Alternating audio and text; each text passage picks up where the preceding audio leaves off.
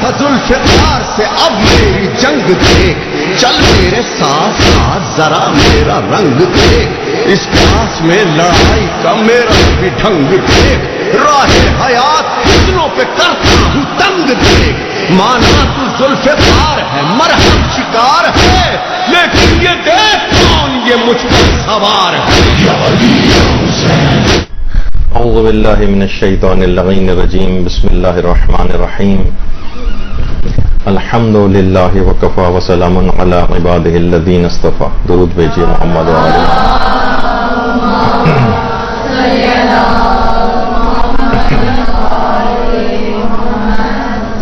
فقہ عزاداری کے سلسلے میں ہماری گفتگو اپنے اگلے مراحل کے اندر داخل ہے۔ کچھ جیسے کہ علم میں ہے آپ کے کہ آج کل مراسم عزاداری کے خلاف کچھ انٹلیکچوئلز، دانشور ٹائپ کے افراد شکوک و شبہات پیدا کر رہے ہیں، اور وہ مسلمہ کچھ ایسے رسومات جس پر مجتہدین کا کوئی اختلاف بھی نہیں، اس پر بھی اعتراضات کیے جا رہے ہیں۔ تو کیونکہ آپ ذاکری سے ریلیٹڈ ہیں اور اکثر و بیشتر آپ کے سامنے بھی اس طرح کے سوالات آ سکتے ہیں، تو آپ کے سامنے دلائل رہیں، چیزیں رہیں کہ ہمیں کیسے ان کو جواب دینا ہے۔ اسی میں آج کل ایک اعتراض یہ آ رہا ہے، اور وہ ہے شبیہ ذوالجنہ پر اعتراضات۔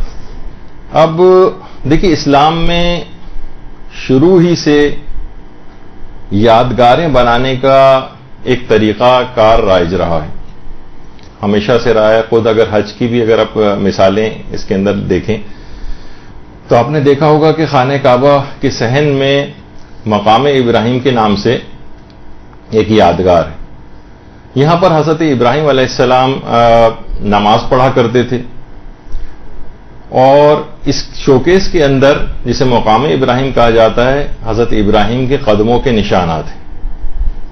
یہ ایک یادگار ہے ان کی، اسی کے اوپر اب ایک شوکیس بنا دیا گیا جس کے اندر ان کے قدموں کے نشانات ہیں، اور پہلے زمانے میں بادشاہ حضرات وغیرہ لوگ وہ اسی کے اندر پانی بھر کر بھی تبرک کے طور پر پیا کرتے تھے۔ آج یہ جگہ مقام ابراہیم کہلاتی ہے، قرآن میں بھی اس کا تذکرہ آیا ہے، اور مسلمان اس کے پیچھے نمازوں کو ادا کرتے ہیں۔ یعنی حضرت ابراہیم کے نماز پڑھنے کی ایک یادگار قائم کی گئی۔ اسلام میں یادگاریں قائم کرنا یہ ایک الگ سے ایک حکم ہے۔ اسی طریقے سے حضرت اسماعیل کی جان بچانے کے لیے حضرت ہاجرہ صفا و مروہ میں جو ہے وہ دوڑی تھیں۔ اب ان کی یادگار کے طور پر صحیح کی جگہ قرار دی گئی، اور یہ جو گرین لائٹس لگی ہوئی ہیں اوپر آپ کو نظر آ رہی ہیں، جس کو میلین اغزرین کہتے ہیں، یعنی یہاں سب ستون ہوا کرتے تھے کبھی، اب وہاں گرین لائٹس ہیں۔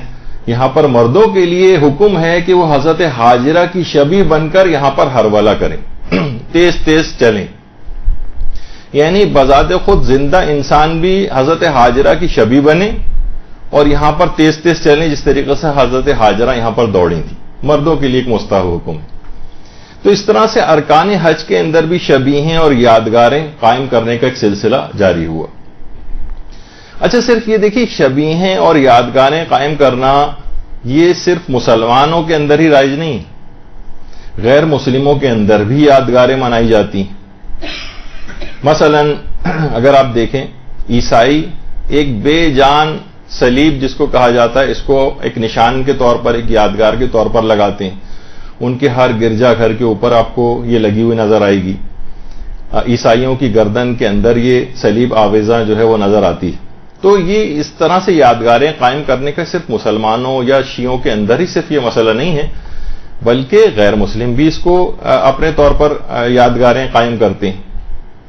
اسی طرح سے حضرت اسماعیل کے ذبح کے جو واقعے کی یادگار ہے، اسی میں حضرت اسماعیل اور حضرت ابراہیم کی ذبح کی یادگار وہ جانور، اسی جانور کو ہر سال اس کی ایک شبیہ بنائی جاتی ہے، ایک جانور اس کی شبیہ کے طور پر لے کر آؤ، حکم ہے اس کو ذبح کرو۔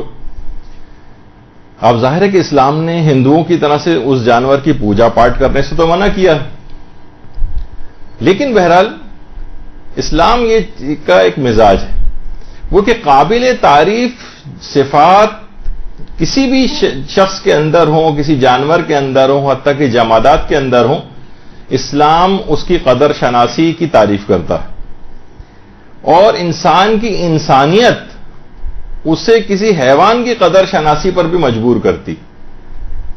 اب اصحاب کہف کا کتا اپنی اچھی صفات کی وجہ سے قرآن میں بھی اس کا تذکرہ آ گیا. اسی طرح سے ذوالجناح،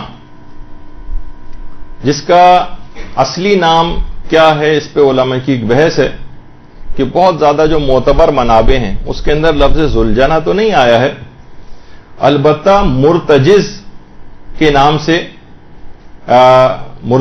نام سے کتابوں کے اندر موجود ہے، اور البتہ معتبر منابع کے اندر، اور جو بہت کیونکہ کچھ زیارات ایسی ہیں جس میں امام حسین علیہ الصلوۃ والسلام، درود بھیجیے نا محمد علیہ محمد،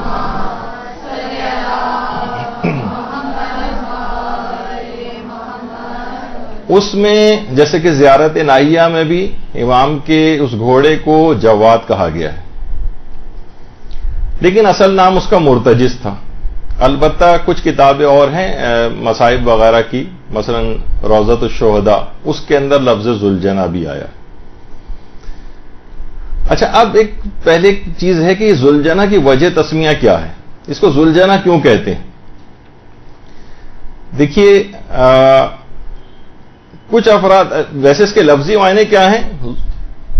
پروں والا. ذوالجناح کے معنی ہیں پروں والا.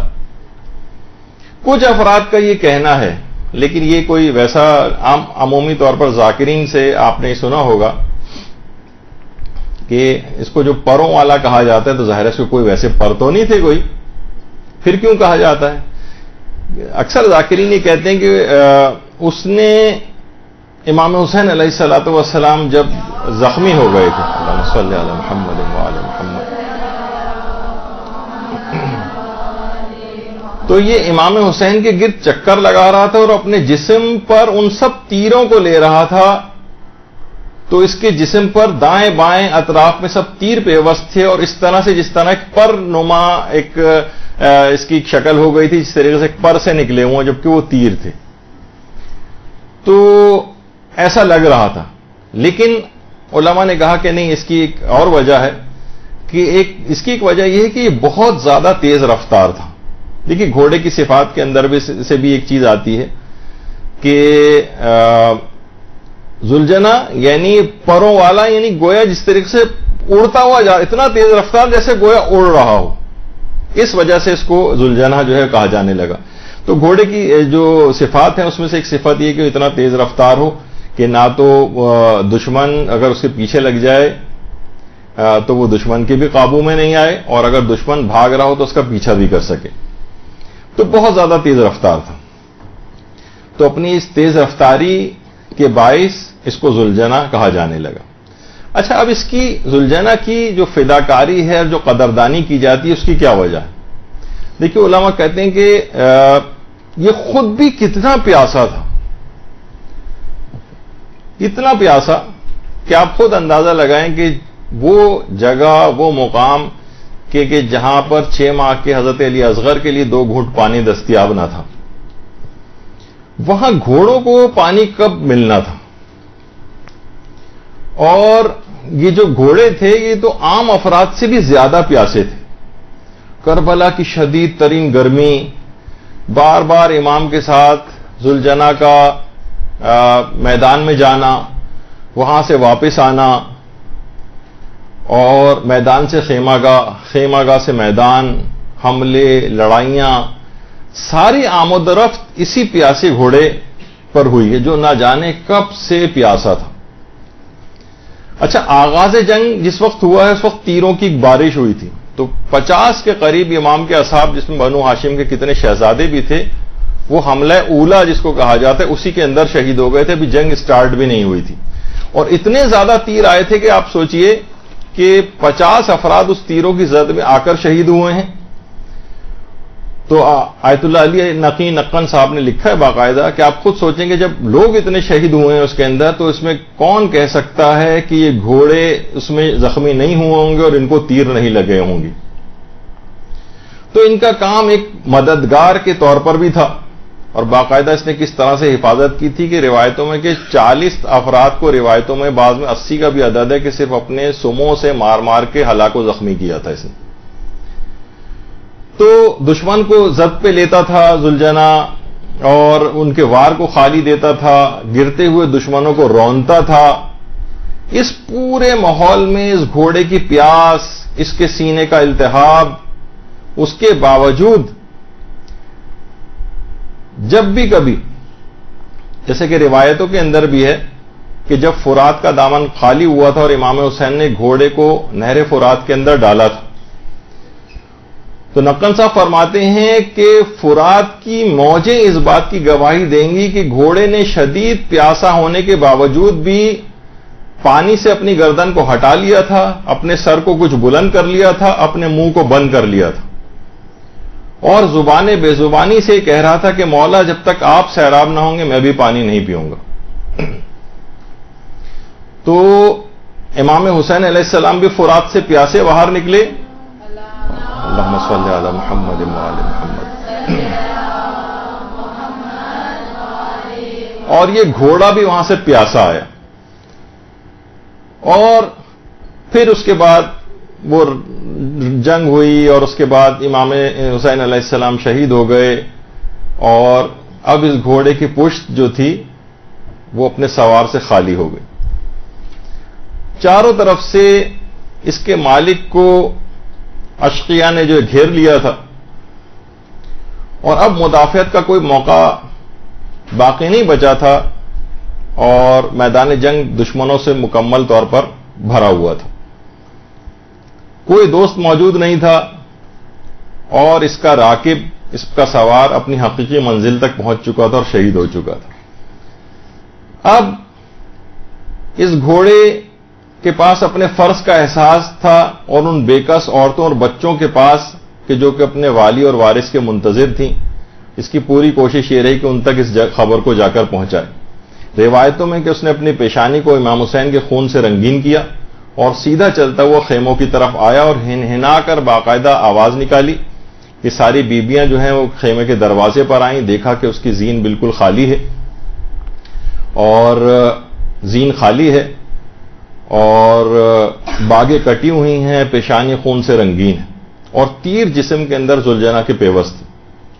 زبان بے زبانی سے اس نے گویا امام حسین علیہ السلام کی شہادت کی خبر دی اور اس مددگار امام حسین کی بس صرف یاد, اس کی اس فداکاری کی یاد کے اندر یہ شبیہ ذوالجنا جو ہے وہ نکالی جاتی ہے.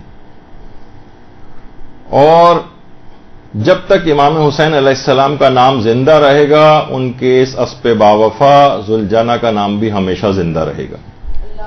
اللہم صلی علی محمد و آل محمد.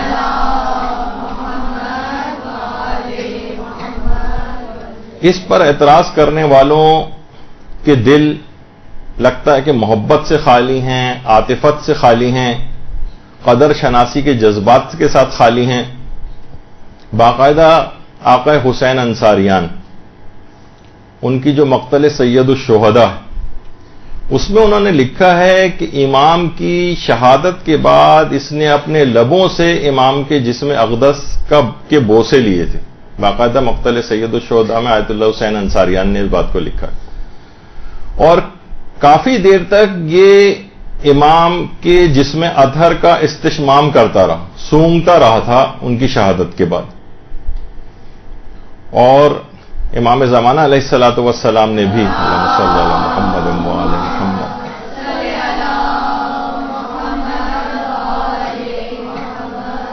اس کو جواد کے نام سے یاد کیا ہے اور فرمایا ہے کہ جب عورتوں اور بچوں کی نگاہ ذوالجنا پر پڑی تھی تو دیکھا کہ زین اس کی ڈھلکی ہوئی ہے تو مخدرات عصمت و طہارت اپنے چہروں کو پیٹنے لگی تھیں اس کی حالت کو دیکھ کر. خود امام زمانہ کے جملے. اور ناسخ التواریخ میں بھی ہے لکھا ہے کہ ذوالجنا نے خیموں کے سامنے اپنے سر کو زمین پر مار کر جان دے دی تھی. ایک روایت یہ بھی ہے. اور بعض روایتوں میں یہ بات بھی آئی ہے کہ اس کے بعد ذوالجنا نے دوڑنا شروع کیا اور یہ خیموں سے دوڑتا ہوا فرات کی طرف گیا اور اپنے آپ کو، اس کے پیچھے یزیدی افراد لگے ہوئے تھے کسی طریقے سے اس کو پکڑیں، لیکن یہ دوڑتا ہوا سیدھا فرات کی طرف گیا اور اس کے اندر اپنے آپ کو ڈبو کر اس نے جان دے دی. اور کچھ علماء کا یہ بھی نظریہ ہے کہ جب امام زمانہ علیہ السلام تشریف لائیں گے تو یہ دوبارہ ذوالجنا آئے گا. اللہم صلی علی محمد.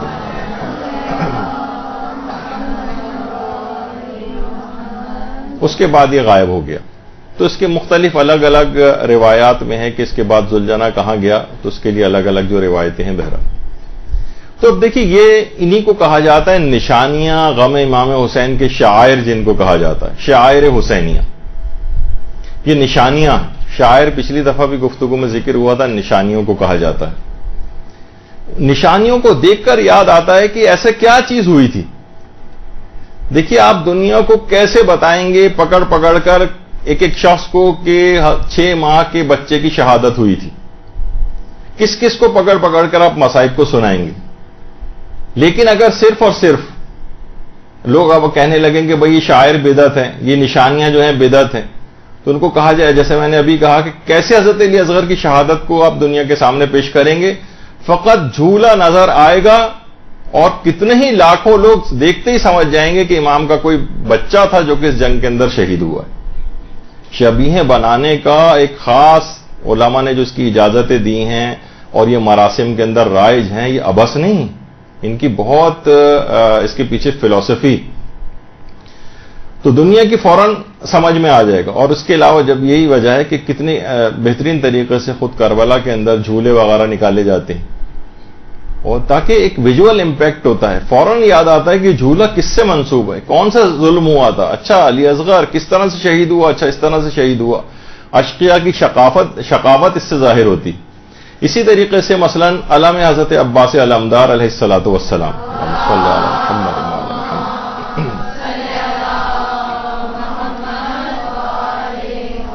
اس پہ لگے ہوئے پنجے، فوراً دماغ متوجہ ہوتا ہے کیوں ہے، اچھا یہ کٹے ہوئے ہاتھ ہیں، اچھا کس کے ہیں، کون تھا علمدار. یہ شبیہیں، یہ علم، یہ خود ایک داستان کو بیان کر دیتے ہیں اس وجہ سے. اسی طریقے سے مثلا جو ہم تابوت اٹھاتے ہیں، تابوت دیکھتے ہی ہر شخص کے دماغ میں آتا ہے اسے کس کا تابوت ہے، کیا ہے، کیوں اٹھایا ہوا ہے، ہر شخص متوجہ ہوتا. تو یہاں تو ہمارے یہاں نہیں ہے، لیکن بہت سارے عرب دنیا کے اندر تو برداشت بھی نہیں کر سکتے کہ جسم میں پائمالی کے بعد حضرت قاسم وغیرہ کو گٹھڑی میں لانے کے جو واقعات ہیں اس تک کی یادگاریں عرب دنیا کے اندر منائی جاتی. تو ہر آدمی متوجہ ہوتا ہے ان مظالم کی طرف. دیکھیے اب اللہ کی طرف جب متوجہ انسان ہوتا ہے، جو چیزیں اللہ کی طرف متوجہ کرتی ہیں اس کو علماء کہتے ہیں شاعر اللہ. شاعر اللہ. دیکھیے جتنی بھی چیزیں ہیں، حتیٰ کہ یہ جو خود خانہ کعبہ ہے آپ کے سامنے، یہ خود اصل بیت معمور کی شبیہ ہے جو زمین پر قائم کی گئی. یہ بیت معمور کی شبیہ، اصل خانہ کعبہ وہ 4تھے آسمان پر اس کی شبیہ، تاکہ اس شبیہ کو دیکھو اور اس بیت معمور کی طرف توجہ ہو تمہاری. دنیا کی جتنی بھی مساجد ہیں یہ مسجد بیت الحرام کی شبیہ. تو ہمیشہ اصل کے ساتھ شبیہ کا احترام بھی ہوتا ہے. مثلا مثال دی جاتی ہے، اب یہ خالی فریم ہے، مثال کے طور پر اس کے اندر کسی شخص کے والد محترم مرحوم کی تصویر لگی ہو اور کوئی شخص جائے اور اس فریم میں سے تصویر نکال کے پھاڑ کے پھینک دے تو فوراً غصے میں آ جائے گا. جیسے کہ اکثر علماء اس کی مثال بھی دیتے ہیں کہ بھائی دیکھا جائے تو اس نے کاغذ کا ٹکڑا ہی تو پھاڑا ہے.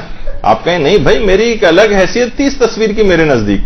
دیکھا جائے تو ایک شبیہ تھی، ایک تصویر تھی، ایک کاغذ کا ٹکڑا تھا. یہ کوئی ابا مرحوم تو یہاں پر نہیں لگے ہوئے تھے اس کے اندر کہ اس کو اگر ان کی ہم نے توہین کر دی تو نہیں، اصل کے ساتھ شبیہ کا بھی احترام ہوتا ہے. تو یہ تمام چیزیں ایسی ہیں.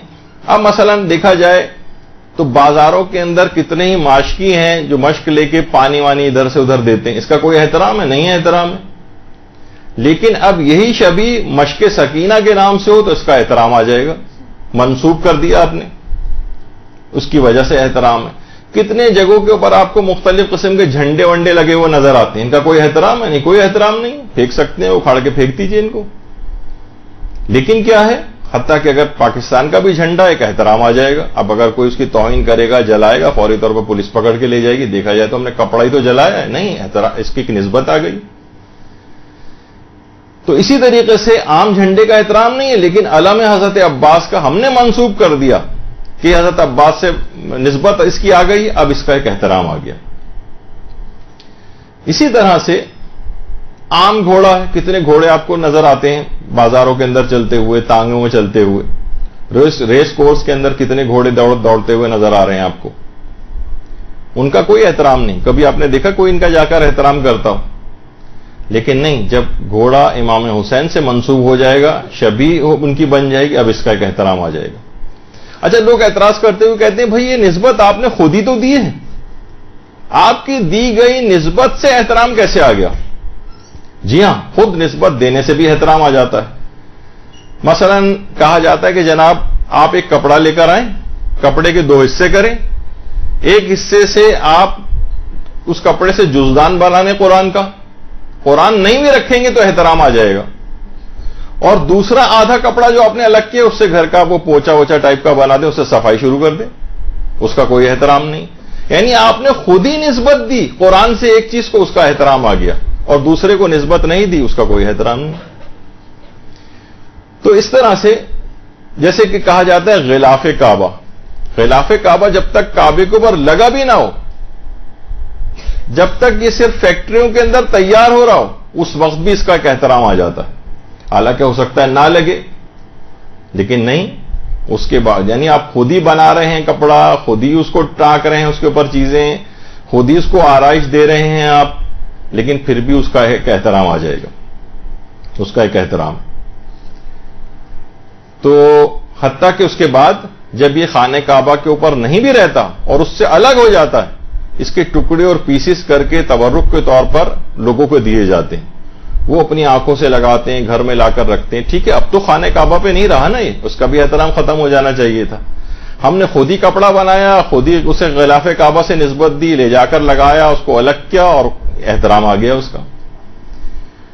جب یہی وجہ ہے کہ مولانا اظہر حسن زیدی صاحب قبلہ اپنی تقریروں میں فرماتے تھے کہ روزانہ ریس کورس میں کتنے گھوڑے دوڑتے ہیں, کسی کو اعتراض نہیں ہوتا, کوئی فتویٰ نہیں آتا, اور ہم فقط تعظیم میں عقیدت سے ایک گھوڑا نکالتے ہیں تو ہم پر فوراً کفر کے اور شرک کے فتوے آنے لگتے ہیں. تو بہرحال یہ تمام چیزیں ایسی ہیں. اور یہاں تک ہے کہ دیکھیے عام گھوڑا ایک الگ ہے, کوئی بھی شخص گھوڑا لے کے گھر میں پال سکتا ہے, لیکن اگر آپ نے نسبت دے کے ذوالجناح قرار دیا تو حکومت پاکستان کی طرف سے اس کا ایک لائسنس لینا پڑتا ہے. اس کا مطلب ہوا کہ نسبت دینے کے سے کچھ قوانین کی زد میں بھی آپ آ جاتے ہیں, یعنی خود دوسرے لوگ بھی اس کا ایک خصوصیت اس کے اندر ایک پیدا ہو جاتی ہے کہ نہیں اب لائسنس لیں آپ. تو اسی طریقے سے جس طرح شاعر اللہ ہیں اسی طرح سے شاعر حسینی بھی. اچھا, کوئی ضروری نہیں ہے یہ کہ شاعر حسینیہ اور شاعر اللہ کوئی مخصوص ہیں. جیسے خود قرآن کے اندر یہ چیز آئی ہے کہ وَمَن يُعَظِّمْ شَاعِرَ اللَّهِ فَإِنَّهَا مِن تَقْوَى الْقُلُوبِ.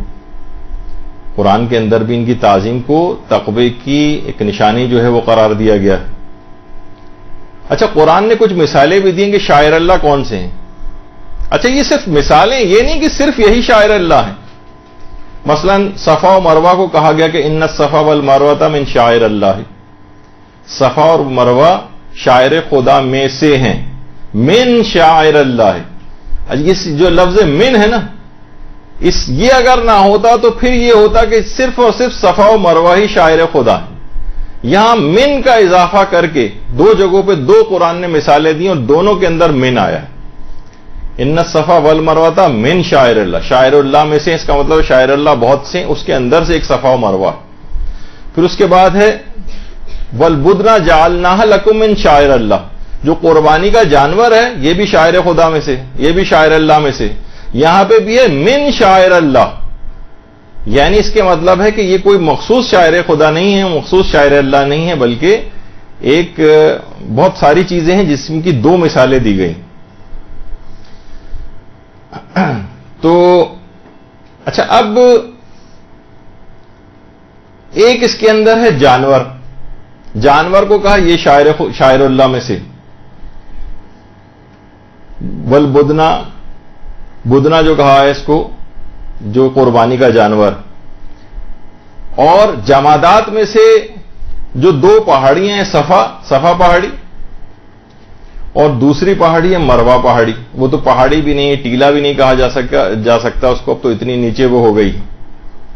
اچھا، اگر ان کی تعظیم ان کے پہاڑ کی طرح سے پرہیبت اور بڑے ہونے کی بنا پر اگر قرار دی جائے کہ اللہ نے اس وجہ سے ان کو شاعر خدا کہا ہے، تو پھر تو کیٹو جو ہے اس کو شاعر اللہ میں سے ہونا چاہیے تھا، اس سے تو بڑا کوئی ہے ہی نہیں. اور ہمالیہ کو جو ہے وہ شاعر خدا میں سے ہونا چاہیے تھا، لیکن نہیں. تو حضرت حاجرہ کے قدموں سے مس ہو کر جو پہاڑیاں تھیں وہ شاعر اللہ بن گئیں. تو وہ جانور کہ جس پر جوانان جنت کا سردار سوار ہو وہ شاعر خدا میں سے نہیں قرار پائے گا. جس طریقے سے حج کا جانور بدنا، ابھی اس کو قربان بھی نہیں کیا ہے، ابھی اس کو قربانی کرنا باقی ہے، تب بھی بغیر قربان ہوئے بھی یہ شاعر اللہ میں سے ہوتا ہے. لیکن جس نے خود کو بلکہ اپنے پورے خاندان کو قربان کر دیا ہو، کیا وہ شاعر اللہ میں سے نہیں ہوگا؟ یہی وجہ ہے کہ پیغمبر اکرم ختمی مرتبت صلی اللہ علیہ وآلہ وسلم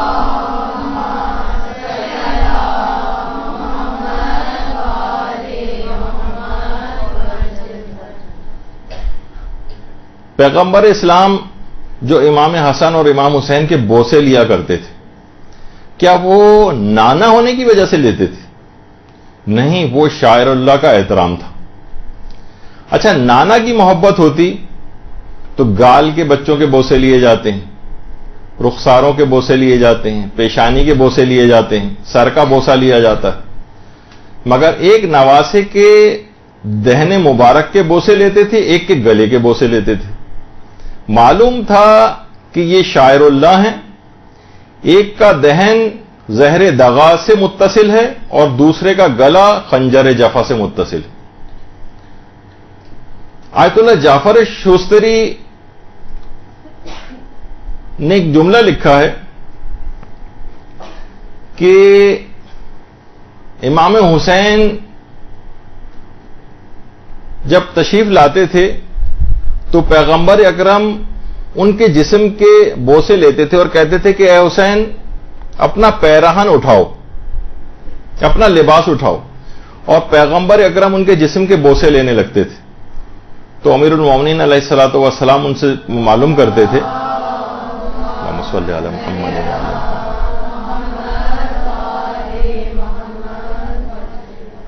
کہ یا رسول اللہ اس کی کیا وجہ ہے کہ آپ جسم سے لباس اٹھا کے حسین کے جسم کے بوسے لیتے ہیں؟ کہا کہ ہاں، جہاں جہاں تلواروں کی ضربیں لگیں گی وہاں وہاں کے میں بوسے لیتا ہوں. تو یہ عمل فقط ایک نانا کی محبت کا اظہار نہیں تھا، بلکہ امت کو شاعر کا احترام سکھانا مقصود تھا. اچھا، آپ علماء فرماتے ہیں کہ دیکھیے جو خلیل خدا کی قربانی تھی، خلیل خدا کی قربانی،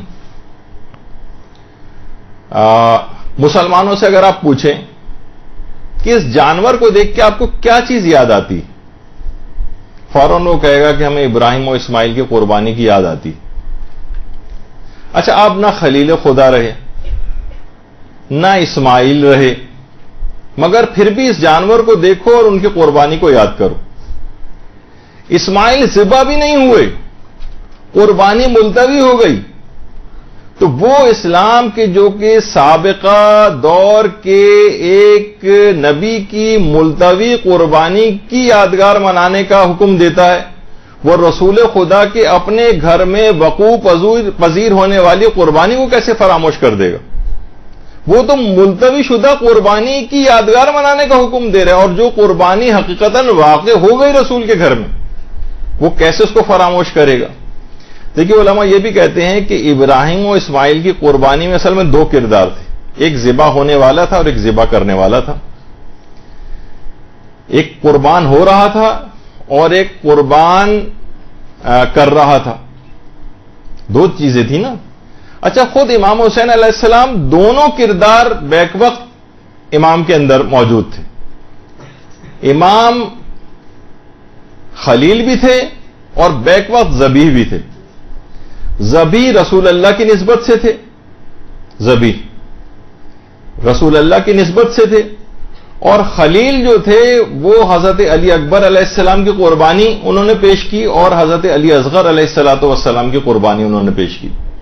تو خلیل بھی تھے اور ذبیح بھی تھے، یعنی ان کی قربانی خلیل بن کر پیش کی، اور اسماعیل کی مانند امام خود بھی ذبح ہو گئے۔ اور یہ جانور بھی جو اب ذبح ہو رہا ہے، اور یہ گوسفند جو حضرت اسماعیل کی شبیہ ہے، یہ اصل میں اسی گوسفند کی شبیہ ہے جو حضرت اسماعیل نے جس کو ذبح کیا تھا۔ تو اس کا احترام کیوں ہے، اس کی توہین کیوں نہیں کر سکتے جو ہم حج پہ قربانی کرتے ہیں اور جو بقرعید کی مستحب قربانی کرتے ہیں کہ اس جانور نے ایک نبی زادے کی جان بچائی۔ تو جو بھی نبی زادے کی جان بچائے وہ شاعر اللہ میں داخل ہو جاتا۔ تو ذوالجنہ نے رسول اللہ کے نواسے کی آخری وقت تک جان بچائی، آخری وقت تک۔ یہ وفادار جانور نہ جانے کب سے پیاسا تھا، امام شہید ہو گئے، خود وہ حوض کوثر سے سیراب ہو گئے، مگر یہ امام کے بعد بھی پیاسا رہا، اور آخر وقت تک ان کی جان بچاتا رہا، یہاں تک کہ اپنے پاؤں سے اشقیاء کو کچلتا رہا۔ تو اب ایک یاد رکھیے کہ اب کوئی جانور اگر نبی زادے کی جان بچائے تو وہ یاد رکھنے کے قابل ہے۔ ہم وفادار ہیں، ہم ایسے جانور کو بھی یاد رکھیں گے جو آل رسول کے کام آیا ہے، اور ہم ہر اس انسان کو بھلا دیں گے جو آل رسول کے کام نہیں آیا۔ اللہم صلی علی محمد وعلی محمد۔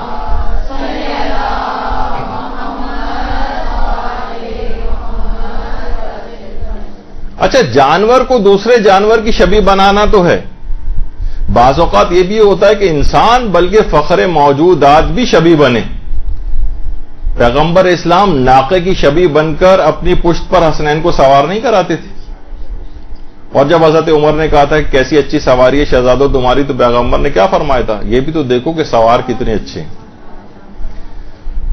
خیر، تو اب غیروں کو تو چھوڑیے، اپنے افراد بھی اس شبیہ ذوالجنہ کے اوپر اعتراضات کرتے نظر آ رہے ہیں۔ تو چند ایک اعتراضات آپ کے سامنے پیش ہو جائیں۔ پہلا تو اعتراض یہ ہے کہ یہ صرف انڈیا اور پاکستان کے اندر اس کی شبیہ منائی جاتی ہے، ایران عراق وغیرہ میں تو ہم نے کبھی نہیں دیکھا۔ لوگوں کا عام طور پر ایک اعتراض ہوتا ہے۔ سب سے پہلے تو یہ بات یاد رکھ لیجئے کہ ایران اور عراق میں کسی رسم کا ہونا نہ ہونا یہ کوئی معیار نہیں۔ کتنی ایسی چیزیں جو ایران عراق میں نہیں ہوتی ہمارے یہاں ہوتی ہیں، اور کتنی ایسی چیزیں جو وہاں ہوتی ہیں اور یہاں پر نہیں ہوتی۔ اس میں ہماری گفتگو ہو چکی ہے پچھلی مرتبہ کہ عرف مختلف ہوتے ہیں، عرف کے معیارات الگ الگ ہیں، عرف کی رسومات الگ ہیں۔ ہو سکتا ہے ایک جگہ کے اوپر ایک رسم جو ہے وہ اچھی سمجھی جائے، دوسری جگہ پہ صحیح نہ سمجھی جائے، معیوب سمجھی جائے، ایک جگہ پہ کچھ الگ حکم ہو، دوسری جگہ پہ کوئی الگ حکم ہو۔ یہ پچھلی دفعہ آ چکا، تو یہ کوئی معیار نہیں ہے۔ اچھا دیکھیے، ہمارے ہاں کچھ رسومات بہرحال ان علاقوں سے زیادہ نظر آتی ہیں بظاہر، تو علماء فرماتے دیکھیے اس کی کچھ نفسیاتی وجوہات بھی، نفسیاتی وجوہات۔ دیکھیے نفسیاتی وجہ یہ کہ خود ایران کے اندر ائمہ کی اوریجنل قبریں موجود ہیں، اوریجنل روضے موجود ہیں۔ عراق میں بھی ایسا ہی ہے، کتنے ہی ائمہ کی قبور ہیں، روضے ہیں۔ تو وہاں کے عوام ان کو ایک جذبات کے اظہار کا ایک آؤٹ لیٹ کی ایک جگہ ہے، وہ جہاں اپنے غم کے جذبات کا اظہار کرتے ہیں، امام سے توسل کرتے ہیں، اوریجنل قبریں وہاں پر موجود ہیں۔ تو وہاں پر اگر کوئی بہت زیادہ رسومات نظر بھی نہ آئیں تو اس کی ایک وجہ ہے کہ ان کے پاس اوریجنل چیزیں موجود ہیں۔ ہمارے ان علاقوں کے اندر امام کی کوئی قبر نہیں ہے، کوئی ان سے منسوب جگہ نہیں ہے۔ اب کیسے لوگ ان سے وابستہ ہوں؟ تو اس وجہ سے یہاں پر شبیہیں بنانے کا رواج ہوا، یہاں پر ذریعیں بنانے کا رواج ہوا کہ ہمارے ہاں روزے نہیں ہیں لیکن ہمارے ہاں روزوں کی شبیہیں بنی، تو لوگوں کی عقیدت رہے، لوگ اپنے جذبات کا وہاں جا کر اظہار کر سکیں۔ کتنی ایسی چیزیں، کتنی یہاں پر مختلف علاقوں کے اندر آپ نے دیکھا کہ آپ کے اپنے علاقے میں اور جگہوں کے اوپر جو ذریعے بنی ہیں اس کے اوپر اعتراض نہیں کرنا چاہیے، اس پہ بھی ہماری انشاءاللہ کبھی اور گفتگو آئے گی، لیکن یہ ساری چیزیں ان کو نا باقی رکھا گیا۔ تو کتنی دیکھیے ایسی چیزیں ہیں کہ یہاں پر مجھے اچھی طرح یاد ہے جب بچپن کا ہمارا دور تھا یا اوائل جوانی کا دور تھا تو اس کے اندر مساجد کے اندر باقاعدہ اعلانات ہوتے تھے اور دعائیں ہوتی تھیں کہ پروردگار زیارت کے رستے کھل جائیں، ہم لوگ وہاں جا سکیں۔ لوگ ترستے تھے۔ یہ تو اب ذرا جا کے جب آپ لوگوں کے سامنے چند سالوں کے اندر اتنے کاروان بنے اور یہ عالمی حالات تبدیل ہوئے، ان جگہوں کے اوپر جانا آسان ہوا تو اب لوگوں کے لیے، لیکن یہ رسومات اور یہ جو ذریعے ہیں اور یہ سب کچھ لوگوں کو دین سے اٹیچ رکھنے کا ایک سبب تھی۔ یہ ذوالجناح ان کو دیکھ کے امام کی یہاں پر کوئی بھی چیز نہیں تھی کہ جس سے ہم ان کی یادگار کو قائم کرتے، تو یہ شبیہیں بنائی گئیں، باقاعدہ اس کا ایک خاص اس کا ایک اثر ہوتا ہے، تو اس وجہ سے ان کو یہاں پر رکھا گیا۔ تو یہ تمام چیزیں ایسی ہیں، یہی وجہ ہے کہ دیکھیے اچھا پھر یہ بات کہ جناب یہ بات کہنا بھی بالکل غلط ہے کہ ایران عراق میں نہیں ہوتے، خود ایران کے اندر شبیہ ذوالجناح جو ہے وہ نکالی جاتی، باقاعدہ ایران کے اندر شبیہ ذوالجناح نکالی جاتی۔ کس نے کہا کہ بلکہ ہم سے بھی زیادہ ہوتا ہے وہاں پر، وہاں تو ذوالجناح ہوتا ہے، وہیں ذوالجناح کے پاس بیٹھ کر اس کی ایک منظر کشی ہوتی ہے، وہیں پہ بیٹھ کے مصائب وغیرہ پڑھے جاتے ہیں، یہ سب وہاں پر ہوتا ہے۔ تو یہ کہنا بھی بہت غلط ہے۔ تو اس لحاظ سے کتنی ہی شبیہیں وہاں پر نکالی جاتی ہیں، ایران میں بھی عراق میں بھی، اور کوئی اس کے اوپر جو ہے وہ اعتراض نہیں کرتا۔ تو اول تو وہاں ہونا معیار نہیں ہے، اور اگر یہ کہنا بھی غلط ہے کہ وہاں پر ذوالجناح کی شبیہ نہیں نکالی جاتی۔ اچھا اب دوسرا اعتراض یہ ہے کہ بھئی شبیہ ذوالجناح آپ نکالیں، سادہ طریقے سے نکالیں، اتنا اسراف کیوں کیا جا رہا ہے؟ اس کو آپ اتنا سجاتے کیوں ہیں؟ اس کے اوپر اتنا پیسہ جو ہے وہ کیوں خرچ کرتے ہیں؟ دیکھیے پیسہ کوئی اور خرچ کر رہا ہے، تکلیف جو ہے وہ کسی اور کو ہو رہی ہے، بات بھی سمجھ نہیں آتی۔ تو آپ خود پیسے دے رہے ہوتے تو آپ کو تکلیف کا احساس ہونا چاہیے تھا۔ پھر ایک ذوالجناح کے اوپر کتنا آپ کے خیال میں اس پہ 1000 بھی روپے نہیں لگے ہوں گے جو آپ کو چیزیں اس کے اوپر لگی ہوئی۔ ہر شخص اپنی عقیدت کا اظہار کرتا ہے، اپنی ذاتی حلال مال سے اس کے اوپر خرچ کرتا ہے، اور تکلیف کسی اور کو اگر ہو رہی ہو تو یہ بات سمجھ میں آنے والی نہیں۔ کسی کو اور بہت ہے کہ مالیات کو تو اپنے گھر کا سامان بیچیں، دین کے اوپر خرچ کریں، تو اسی کے اندر سے کٹوتی جو ہے کیوں نظر آ رہی؟ پھر لوگ یہ بھی کہتے ہیں کہ بھئی اصل جو ذوالجناح تھا وہ تو اس طرح کا نہیں تھا، یہ تو اتنا سجاوٹ اس کے ساتھ ہو رہی ہے، اس کو تو دیکھ کے اصل میں اور شبیہ میں تو بہت فرق ہو گیا ہے۔ اصل تو ایسا نہیں تھا، جس کی شبیہ ویسے ہی ہونی چاہیے نا جیسے اصل۔ یہ بھی مراجع سے سوالات پوچھے گئے۔ آیت اللہ حافظ بشیر نجفی سے سوال پوچھا گیا کہ آپ یہ بتائیے کہ برصغیر پاک و ہند میں ذوالجناح کی شبیہ کے جلوس نکالے جاتے ہیں، اسے سونے چاندی اور دیگر قیمتی چیزوں سے مزین کیا جاتا ہے، کیا ایسا کرنا جائز ہے؟ اصل گھوڑا جو کربلا میں تھا اس کی تو یہ حالت نہیں تھی، کیا شبیہ و اصل کے درمیان موافقت یا مشابہت شرط نہیں، ایک جیسے ہونے چاہیے ان کو؟ جواب: شبیہ اور اصل کے درمیان موافقت اور شباہت شرط نہیں۔ یہ کوئی کہاں سے قانون آپ نے نکالا کہ ایک جیسے ہونے چاہیے؟ مذکورہ عمل صرف شبیہ بنانے والوں کی امام حسین سے محبت اور ان کے نام پر قربانی دینے کی استعداد کی عکاسی کرتا ہے، یعنی ان کی امام حسین سے محبت کا اظہار ہے، یہ نہیں کہ یہ بالکل ویسے ہی بنا رہے ہیں اس کو کہ جیسے کہ امام کا ہوا کرتا تھا۔ اصل میں اور شبیہ میں موافقت شرط نہیں، ملتی جلتی چیزیں ہونی چاہیے، لیکن ایک ایک چیز بالکل ویسی ہو یہ تو ضروری نہیں۔ جو غلاف کعبہ ہے، سب سے پہلے حضرت اسماعیل کی زوجہ نے درختوں کی چھال لے لے کے غلاف کعبہ بنایا تھا۔ درختوں کی چھال کا بنا ہوا تھا غلاف کعبہ، کپڑے کا نہیں تھا۔ اب آپ کہیں کہ ہمیں تو وہ پہلا والا غلاف کعبہ جو چھال سے بنایا گیا تھا بالکل ویسی اوریجنل ہم ویسے ہی بنا کے اس کے اوپر لگائیں گے، نہیں، وہ بالکل ایک اصل اور شبیہ کے اندر کوئی موافقت شرط نہیں ہوتی۔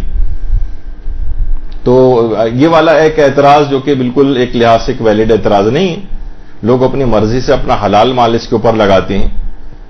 دیکھیے ائمہ کے قبور کے اوپر کتنا زیادہ پیسہ جو ہے لوگ آج کل اس پر بھی اعتراض ہونے لگا ہے، تو ہندوؤں کی طرح سے چڑھاوے چڑھانے والی بات ہوگی. تو آج کل لوگ ہندوؤں کے اندر بہت پی ایچ ڈی کیا ہوا ہے لوگوں نے، ان کی رسومات، بھائی اپنی بھی آپ کی رسومات ہیں، اپنے بھی آپ کے طور طریقے ہیں.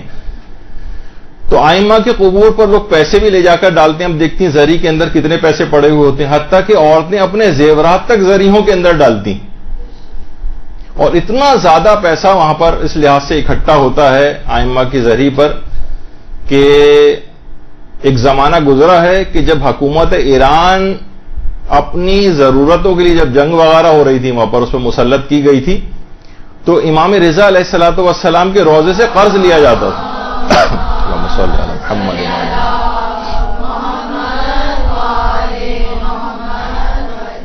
روزوں سے قرض لیا جاتا تھا اور اس کے بعد پھر اسے واپس کیا جاتا تھا. بہت سے لوگ اس پہ بھی اعتراض کرنے لگے کہ ائمہ کے روزوں کے اوپر اتنا سونا کیوں لگا ہوا ہے، اس سونے کو وہاں سے اکھاڑا جائے اور غریبوں کے اندر تقسیم کیا جائے. کیا امام پسند کریں گے کہ سونا ان کا اتنا لگا ہو؟ اس پہ انشاءاللہ ہماری الگ سے ایک تفصیلی گفتگو ہوگی کبھی، تو اس میں میں ان چیزوں کے جوابات دوں گا. لیکن بہرحال یہ کہ ائمہ کے روزوں کے اوپر سونا یہ اماموں کے پیسوں سے نہیں بلکہ لوگ اپنے حلال جائز مال سے اپنی عقیدت کے اظہار کے طور پر یہاں پر خرچہ کرتے ہیں. تو اس کو قیمتی کپڑوں سے سجانا، تزئین کرنا، اس پر خود علماء اور مراجع کے کتنے فتاوے موجود ہیں. باقاعدہ آیت اللہ سعید الحکیم سے بھی بات پوچھی گئی کہ کیا تابوت شہدائے کربلا کو تیار کرنا، گہوار علی اصغر کو تیار کرنا اور اس کی آرائش کرنا، ذوالجناح سواری امام حسین کا آراستہ کرنا اور اس کی آرائش کرنا، حضرت قاسم ابن الحسن کی محمل کو آراستہ کرنا اور اس کی تزئین کرنا، علم حضرت ابو الفضل العباس کو آراستہ کرنا اور اس کی آرائش کرنا مراسم عزاداری میں جائز ہے؟ سوال.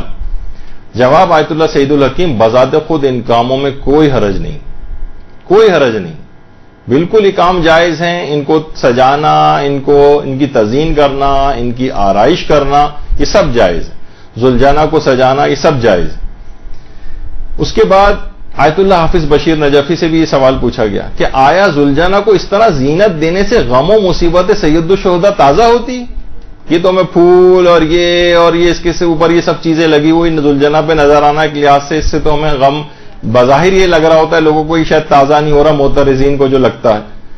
تو جواب انہوں نے یہی دیا کہ اس شبیہ ذوالجناح کو مزین کر کے مومنین امام حسین کے نام پر فداکاری اور محبت و عشق کا مظاہرہ کرتے ہیں، اور اس لحاظ سے ایسا کام کرنا شرعی حوالے سے باعث ثواب بھی، یعنی ذوالجناح کو سجانا باعث ثواب ہے. تو یہ اور اس کا غم امام حسین، لوگ اس کو دیکھ کے خوشی کا ان کا احساس ہوتا ہے، یہ غم کے جذبات پیدا ہوتے ہیں، غم کے جذبات پیدا ہوتے ہیں. کون اس کو دیکھ کے خوش ہوتا ہے، ہنس رہا ہوتا ہے؟ نہیں، ایسا کچھ نہیں ہوتا ہے. یاد آتی ہے امام کی، اور یہ اپنے جذبات کا اظہار. ہم اس کو کیا اس طرح سے رکھتے ہیں؟ اگر امام کا گھوڑا نظر آتا ہم اس کی صفائی کرتے، اس کو اچھی سی چیزیں اس کے اوپر جا کے اپنے محبتوں کے اظہار کے طریقے، اس پہ لوگوں کو روکنا یہ اچھا نہیں. اسی طرح سے دو مراجع اور ہیں، آیت اللہ نوری حمدانی اور آیت اللہ شیخ جواد تبریزی. انہوں نے بھی یہ کہا کہ شبیہ ذوالجناح پر چادریں چڑھانا اور اسے سجانا بالکل جائز ہے. حتیٰ کہ ان سے یہ کہا گیا کہ چادر اور یہ زیورات سے، بلکہ بہت سے افراد تو زیورات تک ذوالجناح کے اوپر چڑھاتے ہیں. انہوں نے کہا کوئی حرج نہیں، اشکال نہ دارد. آیت اللہ جواد تبریزی نے کہا اور آیت اللہ نوری حمدانی نے فرمایا کہ طبق متعارف اشکال نہ دارد، یعنی جس طرح نارملی عام طور پر سجایا جاتا ہے جن علاقوں میں جس انداز سے اسی طرح سجائیں، کوئی حرج نہیں. باقاعدہ علماء اور مراجع کے استفتاء ہیں. اور آیت اللہ سیستانی کے جو نمائندے جو باقاعدہ سوالوں کے جو ہیئت استفتاء کے اندر ہیں اور سوالوں کے جوابات، بلکہ اس کے ہیڈ ہیں آغا مرتضی مہری، تو ان سے باقاعدہ بہت سے لوگ بھی کہنے لگے ہیں بھائی یہ تو جائز نہیں ہے، حرام ہے. تو یہ سوال ان سے پوچھا گیا کہ کیا آیت اللہ سیستانی کے نزدیک مراسم عزاداری میں شہدائے کربلا کے تابوت، علی اصغر کا جھولا، حضرت قاسم کی محمل، ذوالجناح امام حسین، علم حضرت عباس کو بنانا اور آراستہ کرنا، اسے سجانا حرام ہے؟ جواب ہے ان چیزوں کے حرام ہونے کی کوئی دلیل نہیں. یہ کس طرح سے لوگ کہہ رہے ہیں کہ بھئی یہ چیزیں حرام؟ کیا دلیل ہے آپ کے پاس؟ نہیں، ایسا کچھ نہیں. تو یہ تمام چیزیں بہت ہی عجیب و غریب آج کل ہونا شروع ہو گئی ہیں. تو ان کو یہ بھی ایک اعتراض ہے، نہیں اتنا آراستہ کرنے کی کیا ضرورت ہے؟ نہیں، اس سے یہ محبت اور عشق کے جذبات کا اظہار کیا جاتا ہے. اور آپ نے دیکھا کہ علماء فرماتے ہیں کہ باعث ثواب بھی. اچھا، اب پھر یہ بھی اعتراض کیا جاتا ہے کہ بھائی ایک آدھ زلجانہ نکالنا کافی ہے پورے شہر میں، اتنے زیادہ زلجانہ نکالنے کی کیا ضرورت؟ اول تو خیر اتنے زیادہ زلجانہ کہیں پہ ایک علاقے میں زیادہ سے زیادہ ایک ہوتا، انچولی میں ایک زلجانہ ہے، جعفر طیار میں مشکل سے ایک زلجانہ ہوگا، اور علاقوں کے اندر ایک ایک جہاں جہاں مومنین موجود ہیں۔ تو آج کل ہر وقت یہ کفایت شاری ساری عزاداری کے سلسلے میں لوگوں کو یاد آنے لگتی، اتنے زلجانہ کیوں ہیں، اتنا علم کیوں ہیں، اتنے بڑے علم کیوں ہیں، اور چھوٹے جو ہیں اس سے جب کام چل سکتا ہے تو اتنے بڑے کیوں بنائے جائے، اتنا کپڑا ان کے اوپر ضائع ہوتا ہے، کسی غریب کو ہی وہ کپڑا پہنا دیا جائے وغیرہ وغیرہ۔ تو دیکھیے یہ سب ایک فائدے مند کام ہے۔ امام حسین کی یاد منانے کے لیے جتنے بھی ضروری سمجھے جائیں اتنے زلجانہ بھی بن سکتے ہیں، اتنے ہی علم بھی بنائے جا سکتے ہیں، اپنی عقیدت کا ایک اظہار ہے۔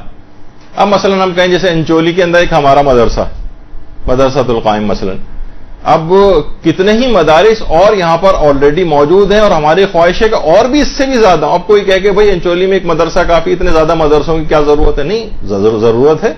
جتنے بھی اسلام کی شوکت کا اظہار ہو، جتنے بھی وہاں پر طالب علم پڑھیں، جتنے بھی ہر جگہ ہر گلی کے اندر ایک اگر چھوٹا سا ایک مدرسہ بن جائے، لوگ بعض اوقات اتنی دور نہیں آ سکتے کہ انچولی کے بالکل کارنر پہ رہتا ہے، یہاں آنا میں اس کو مشکل ہے، اپنے گھر کے قریب کوئی مدرسہ ہو، تو جتنے بھی ہوں اتنے ہی زیادہ اچھے ہیں۔ اچھا، بعض اوقات ایک نعرہ سننے میں آتا ہے بھائی ایک مرکز ہونا چاہیے۔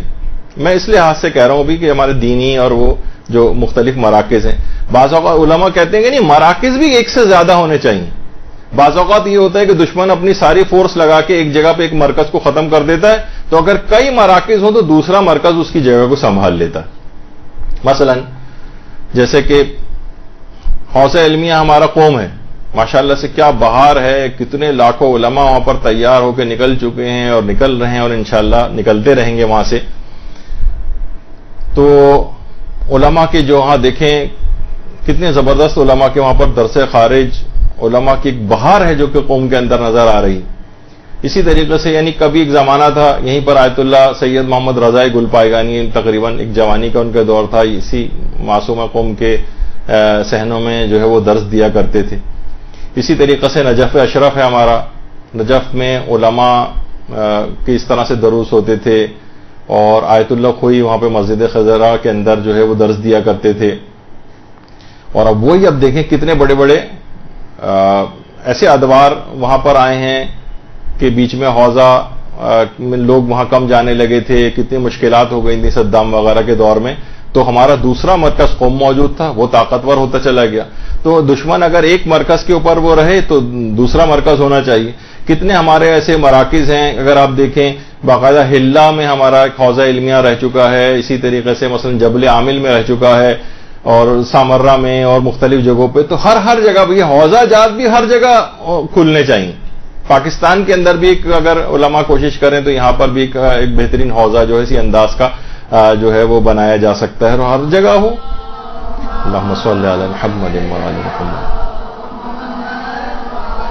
ایک زمانہ تھا کراچی شہر کے اندر صرف ایک کیسٹ لائبریری ہوتی تھی، نجفی کیسٹ لائبریری، ماشاءاللہ ابھی بھی موجود ہے اور کام کر رہی ہے وہ۔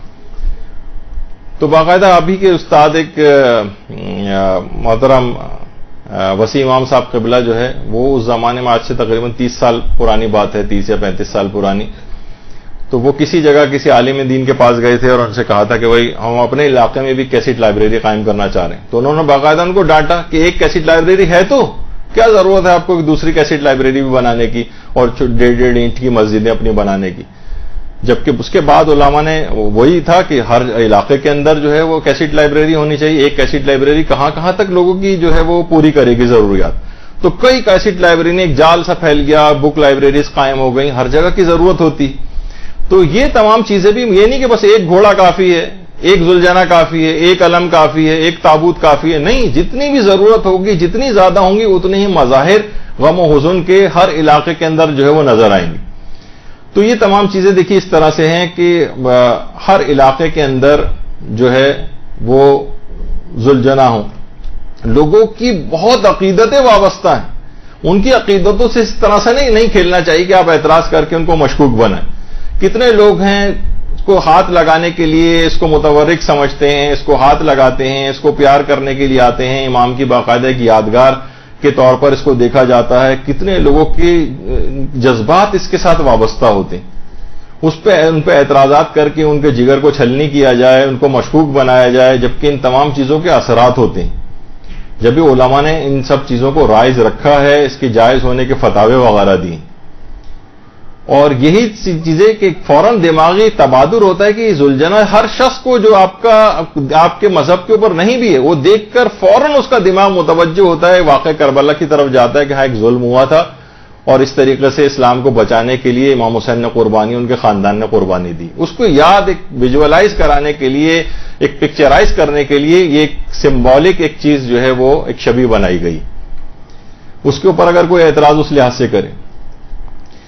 اچھا، اسی طرح سے ایک اعتراض یہ بھی کیا جاتا ہے اس پہ کہ بھائی شبیہ ذوالجناح پر احتراز ہونا چاہیے. اعتراض لکھا ہوا ہے، بہرحال غلطی ہے اس کے اندر، تو آپ اسے کریکٹ کر لیجئے گا کہ اس پہ سوار کیوں نہیں ہوتے. بھائی امام حسین، اچھا لوگ دلیل دیتے ہیں امام حسین اگر آپ کو گھوڑا دیں تو کیا آپ سوار نہیں ہوں گے اس کے اوپر؟ کیا اس کو ہاتھ میں اس طرح سے لے کے پھریں گے؟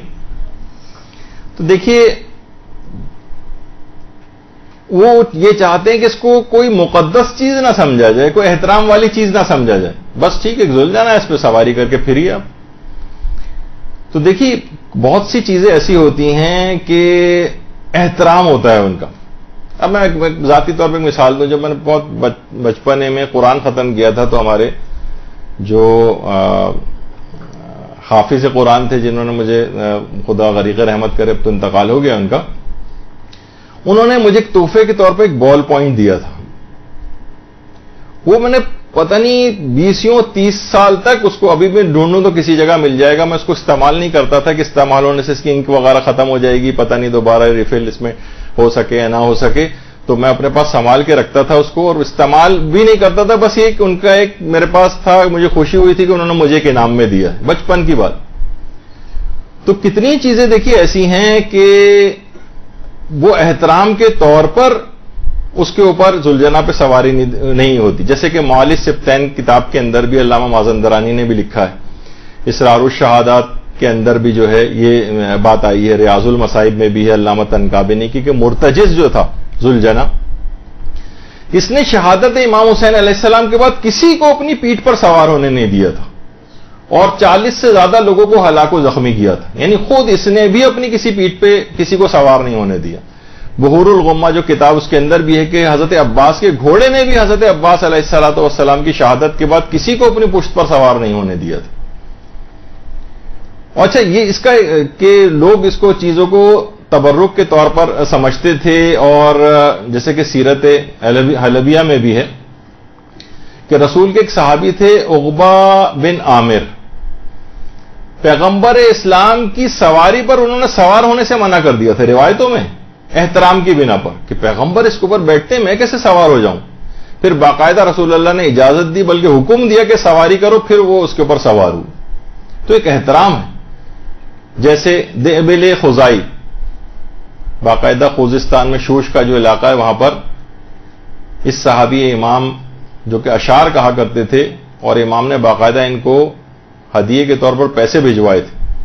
تو انہوں نے وہ پیسے واپس کیے اور کہا کہ مولا مجھے پیسے نہیں چاہیے، بلکہ مجھے اپنا ایک لباس عنایت فرما دیں. تو امام نے لباس بھی عطا کیا اور وہ پیسے بھی ان کو دیے. اب دیبل خزائی جو تھے، یہ اپنے پاس اس لباس کو رکھتے تھے. مثلا آپ ہی کو کہا جائے کہ اگر آپ کو امام کوئی لباس دیں تو کیا آپ اس کو خوب پہن کے میلا ویلا کر کے اسے خراب وراب کریں گے؟ نہیں، آپ سنبھال کے حفاظت سے رکھیں گے. بہت ہوا تو نماز کے وقت پہ انسان پہن لے گا، پھر اس کے بعد اس کو حفاظت سے رکھے گا کہ کہیں اس کی کوئی بہترامی نہ ہو. تو دماغ کے میں ایک چیز آتی ہے کہ بطور تبرک اور اس کے احترام کے لحاظ سے، اب یہ تمام جو افراد ہیں، ان کے بات ایک چیز سمجھ میں نہیں آئی ہے. یہ دیبل خزائی کا خیر وہاں پر مقبرہ ہے، تو کہ تمام افراد کو صرف اور صرف اس کا ایک خاص احترام ہے شبیہ ذوالجناح کا. مومنین کو فقط اسی ذوالجناح، شبیہ ذوالجناح پر سواری کرنی رہ گئی. اور کیا گھوڑے اور نہیں کہ اگر آپ کو بہت ہی زیادہ گھوڑ سواری کا شوق ہے تو آپ کسی اور گھوڑے کے اوپر سوار ہو جائیے. نہیں، اسی کے اوپر ہی سواری کرنی. تو یہ چیزیں احترام کے منافی ہیں. ہر وہ چیز جو امام کی ان چیزوں کے احترام کے منافی ہو، اس سے احتراز کرنا لازم ہے. اس پہ بھی علماء نے فتاوے دی. تو اچھا، کچھ لوگوں کا یہ بھی کہنا ہے اب دیکھیں کیسے کیسے اعتراض ہیں. ذوالجنہ کی اہمیت امام کی زندگی کی حد تک تھی, ان کی شہادت کے بعد تو وہ ایک عام گھوڑا بن گیا تھا, یعنی پھر اس کے بعد کوئی احترام نہیں تھا اس کا.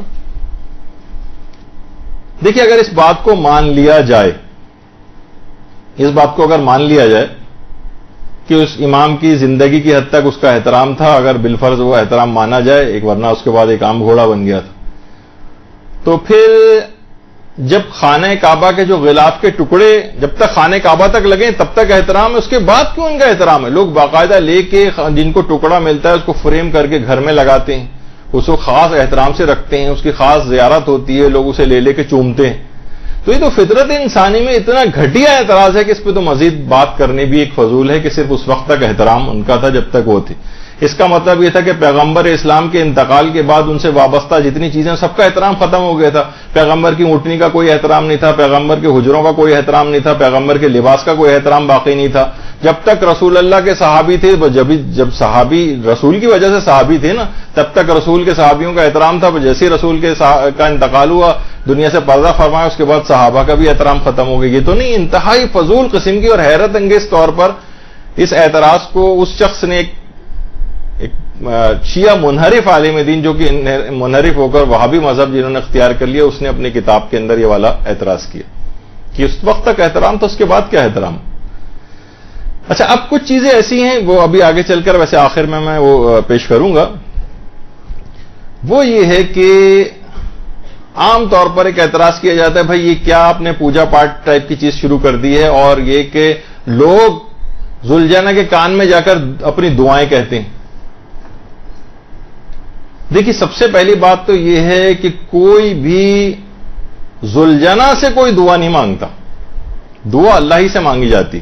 بہتر ہے کہ میں اس پہ خود کچھ نہ کہوں, اور ہمارے مولانا محترم شہریار رضا عابدی نے اس پہ تھوڑا سا ایک کلام کیا ہے, تو وہ آپ ذرا وہ سن لیجئے, وہ خاطر خواہ انہوں نے جواب دیا اس کا. تیرے لیے ہر دعا, تیرے لیے ہر صدا جاری رہے گی صدا. بعض دفعہ سوال ہوتا ہے کہ کیا فائدہ ہے جھولے اور تابوت کا؟ بالکل فائدہ ہے. ہم میں سے کوئی بھی شیعہ نہ ذوالجنہ کو, نہ جھولے کو, نہ تابوت کو, نہ علم کو خدا نہیں سمجھتا, امام نہیں سمجھتا. ہم ان چیزوں سے کبھی بھی نہیں مانگتے. ہاں ان کو چھوتے ہیں تبرکن, مانگتے نہیں ہیں. ہم کوئی نہیں مانگتا شیعہ, کسی کو دنیا میں نہیں دیکھیں گے. حتیٰ اگر علم ہاتھ میں ہے تو بالکل وہی کیفیت ہوتی ہے جو خانہ کعبہ کا پردہ ہاتھ میں ہوتا ہے. پردے سے کوئی نہیں مانگتا, پردے سے مانگنا شرک ہے. حتیٰ خانہ کعبہ کی دیوار سے مانگنا شرک ہے. خانہ کعبہ کو شرک سجدہ کرنا گناہ ہے, حرام ہے بلا شک. خانہ کعبہ ڈائریکشن ہے, خانہ کعبہ متبرک, اس سے تبرک کا برکت لیتے ہیں, تبرک برکت دیتے ہیں. اب جب اس کے پردے کو پکڑتے ہیں کہ جو انبیاء بھی یہ کام کرتے تھے, تو اللہ کے دامن کو تھوڑی پکڑتے ہیں. اللہ منزہ, اس کا لباس نہیں ہے وہی, لیکن یہ متبرک چیز کو تھامتے ہیں. متبرک چیز نگاہوں کے سامنے ہوتی ہے, در حقیقت ہمارا تعلق خدا سے ہے. لیکن یہ جھولا وغیرہ در حقیقت توجہ دلاتے ہیں کس کی جانب؟ امام حسین کے فرزند کی جانب. یہاں پر ہمیں بہت زیادہ بولڈ ہو کے کام کرنا ہے کہ بہت ساری چیزیں کہ جو آج کمرشل آرٹ میں اور ماڈرن آرٹ میں ہیں, ہم نے انہیں صدیوں پہلے استعمال کیا ہے. ہم نے صدیوں پہلے استعمال کیا ہے. آپ آج کر رہے ہیں, ہم صدیوں سے کر رہے ہیں. ہم پہلے ذریعہ بناتے تھے, آپ اسے کہتے تھے کہ یہ بدعت ہے. آج ہر دکان میں مکے مدینے میں ذریعہ موجود ہے, یعنی خانہ کعبہ کا ماڈل. آج ذریعے موجود ہیں, یعنی مسجد نبوی کا ماڈل. وہ پلاسٹک کا بھی ہے, وہ سلور کا بھی ہے, وہ اور مختلف میٹلز کا بھی ہے. ہم مشرک تھے نہ, اب آپ مشرک ہو گئے. جواب ملے گا نہیں یہ تو ماڈل ہے, تو ہم اس کو ماڈل سمجھتے تھے. ہم نے کبھی بھی کسی ذریعے کو نہ اللہ سمجھا, نہ رسول سمجھا, نہ حتیٰ مولا علی سمجھا. ہم نے کس ذریعے کو سمجھا؟ امام حسین. ہم نے تو کہا ذریعے شبیہ ذریعہ امام حسین. جیسے آپ کیا ہیں, آج مکے مدینہ بلکہ پورے سعودی عرب بلکہ پورے عالم اسلام میں کوئی ملک ایسا نہیں ہے, اور اب تو خصوصاً سعودی عرب کی کوئی دکان ایسی نہیں ہے جہاں پر خانہ کعبہ کے دروازے کا ماڈل نہ ہو. جو نیت آپ کی ہے وہ نیت ہماری ہے. ہم مشرک تو آپ مشرک، آپ موحد تو ہم موحد. خانہ کعبہ کا دروازے کب دیکھا آپ نے؟ ہر جگہ ہے. ہم کامیاب ہو گئے، سیدھی سیدھی بات ہے. آج آپ وہی کر رہے ہیں جو ہم کر رہے تھے. اب اس کی جو ایک ماڈرن مثال دی جا سکتی ہے، فلسطین میں شیخ احمد یاسین کو کہ جو نابینا تھے، اور نہ معذرت نابینا نہیں تھے، مفلوج تھے، انہیں مارا گیا. تو آج اگر آپ گوگل میں بھی سرچ کریں شیخ احمد یاسین کا فیونرل کے نام سے، تو جب بھی ان کی برسی ہوتی ہے تو ویل چیئر اٹھاتے ہیں. یہ ویل چیئر اللہ ہے، رسول ہے، امام ہے، کون ہے؟ کہا جائے گا نہیں. اصل میں ویل چیئر کسی نبی نے اٹھائی؟ ویل چیئر حضرت ابوبکر یا حضرت عمر یا حضرت عثمان یا کسی خلیفہ نے اٹھائی؟ آج یہ سوال کیا جاتا ہے کیا اصحاب کے دور میں یہ تھا؟ تو کہیں گے ویل چیئر کیا رسول اللہ نے اٹھائی کسی کی؟ کیا قرآن میں ویل چیئر کا ذکر ہے؟ کیا حضرت ابوبکر یا حضرت عمر یا حضرت عثمان یا سیرت شیخین یا سیرت صحابہ میں کہیں ایک جگہ بھی ویل چیئر ہے؟ کہا جاتا ہے نہیں. یہ علامت ہے. ویل چیئر کے ذریعے سے ہم بتاتے ہیں کہ شیخ احمد یاسین جو معذور تھے ان پر ظلم ہوا. اگر یہ لاجک ہے تو ہماری بھی جھولے کی علم تابوت کی یہی لاجک ہے. ہم قدم علم کو یا تابوت کو یا زلزلے کو اللہ رسول یا امام نہیں مانتے.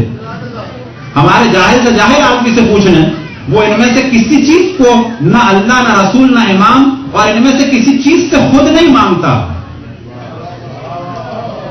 کوئی بھی. بس آپ ویل چیئر اٹھائیں تو آپ موحد. آپ شیخ احمد یاسین کی مظلومیت کو ویل چیئر سے بیان کریں تو آپ موحد. ہم فرزند رسول اللہ کی مظلومیت کو بیان کریں تو ہم مشرک. یہ کون سا انصاف ہے؟ یہ کون سا عدل ہے؟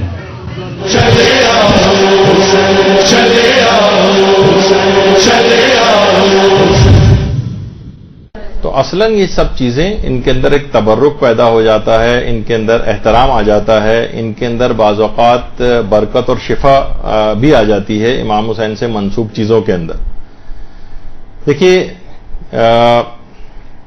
یہی وجہ ہے کہ آیت اللہ حسین بروجردی فرماتے تھے کہ امام حسین علیہ السلام اتنے بلند مقام پر فائز ہیں، اتنے واجب الاحترام ہیں کہ ان سے منسوب ہر چیز کا احترام کرنا واجب ہے. یہ آیت اللہ حسین بروجردی کہا کرتے تھے. اور ان سے منسوب جتنے بھی وسائل عزاداری، آیت اللہ بہجت کا پچھلی مرتبہ میں نے پیش کیا تھا آپ کو کہ کالا لباس، زریحیں، علم، تابوت، ان سب کا احترام، یہ سب وسائل عزاداری، ان سب کا احترام کرنا ضروری. حتیٰ کہ اگر آپ دیکھیں کہ آئمہ کے قبور سے دور جو شفا والی جو جالی ہے وہاں پہ بھی لوگ آ کے مس کرتے ہیں، وہاں سے دھاگے وغیرہ جو ہیں وہ برکت کے طور پر وہاں سے جو ہے وہ لے کر جاتے ہیں اور ان کو شفا ہوتی ہے. امام کی صرف اس جالی سے جو ان کی قبر سے دور بھی ہے تب بھی اس کے اندر شفا کی ایک صلاحیت پیدا ہو گئی. براہ راست قبر بھی نہیں. تو اس طرح سے ان چیزوں کی اہمیت. کتنا آپ دیکھتی ہیں کہ دسترخوانے جو وہاں پر دسترخوان ہوتے ہیں اور باقاعدہ امام کے جو مضیف اور وہاں پر جو کھانے وغیرہ آپ اکثر وہاں جا کر حرم کی طرف سے کھاتے ہیں، اس کے اندر ان کھانوں کے اندر ایک برکت. وہاں کی جو روٹیاں، جو سوکھی ہوئی روٹیاں ہوتی ہیں، آپ نے دیکھا ہوگا ایرانی اور عراقی کتنا منتیں سماجتیں کرتے ہیں کہ ہمیں وہ سوکھی ہوئی روٹی کے ٹکڑے دے دو کم سے کم. اس کے اندر ایک شفا کی خصوصیت پیدا ہو گئی. تو ان سے منسوب چیزیں وہ شفا. جب بھی آیت اللہ اسحاق فیاض فرماتے ہیں کہ اہل بیت کے عزاداروں کے لیے مجلس عزا کے تبرک کا اہتمام کرنا بھی تعظیم شاعر حسینی میں شامل. ان کے لیے تبرک کا اور کھانے وغیرہ کا اہتمام کرنا یہ خود ایک کتنا بڑا ثواب کا کام ہے اور تعظیم شاعر میں اس کو سمجھا گیا. تو ان سے منسوب چیزیں حالانکہ نسبت آپ خود ہی دیتے ہیں. جب بھی روایتوں کے اندر ہے کہ ہمارے چوتھے امام امام زین العابدین علیہ الصلوۃ والسلام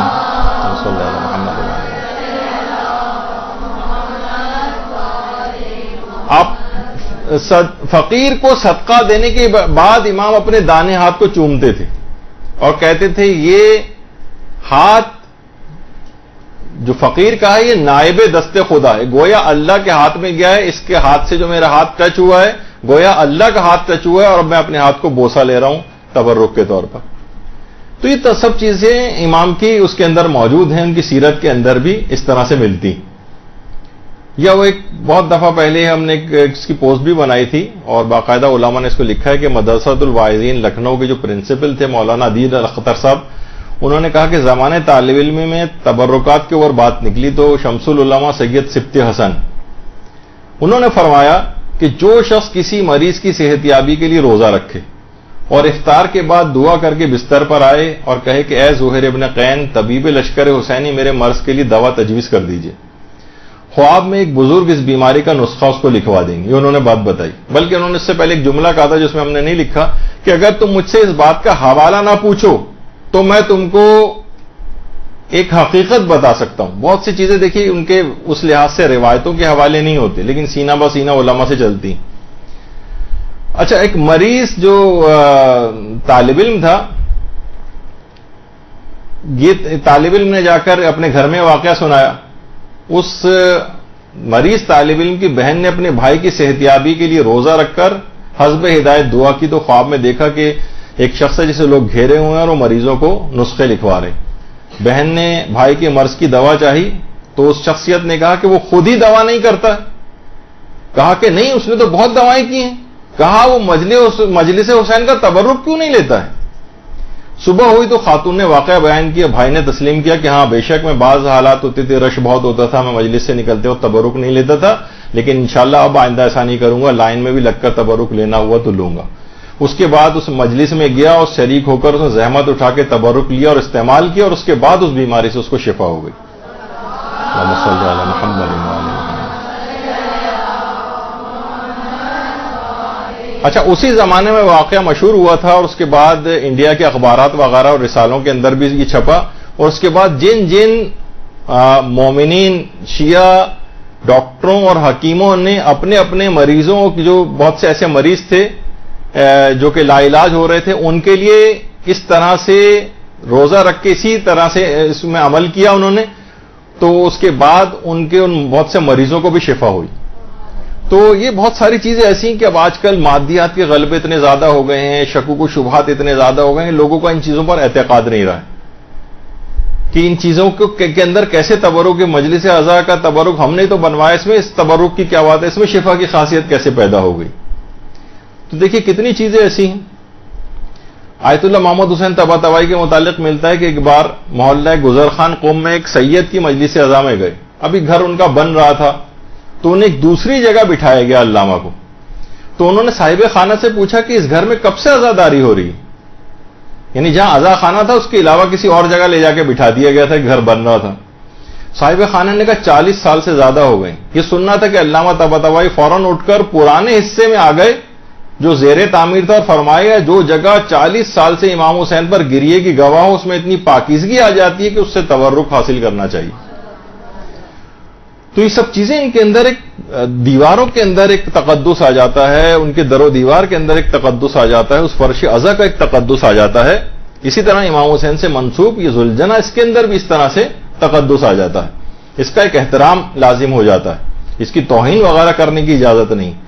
فطرس وغیرہ کا جو آپ اکثر سنتی ہیں وہ فرشتے والا واقعہ، اگرچہ اس پہ علماء کی کافی بحثیں ہیں سند اور متن کے اعتبار سے اور علماء کے فتاوے کبھی اور انشاءاللہ ان کو ذکر کریں گے.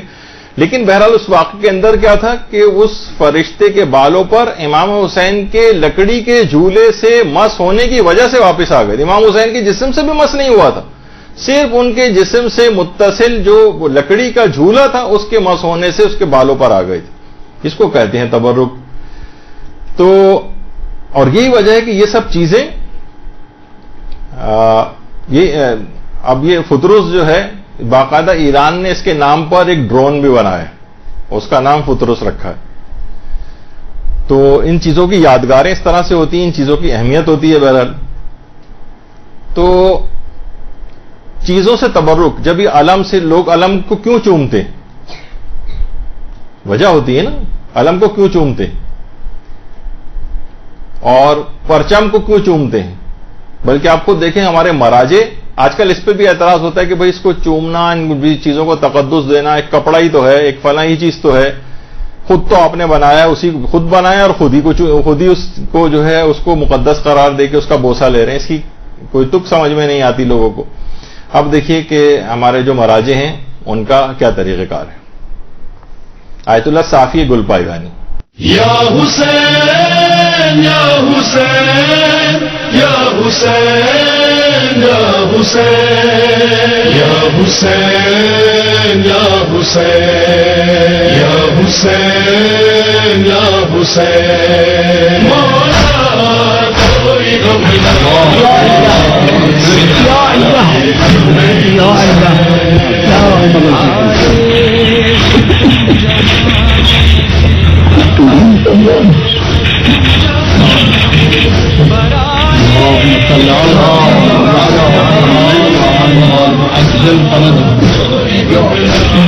السلام علیکم. السلام علیکم ورحمۃ اللہ.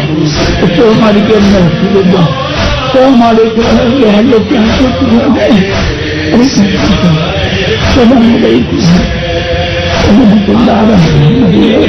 تم جہاں میں ہمارا ہوتا ہے.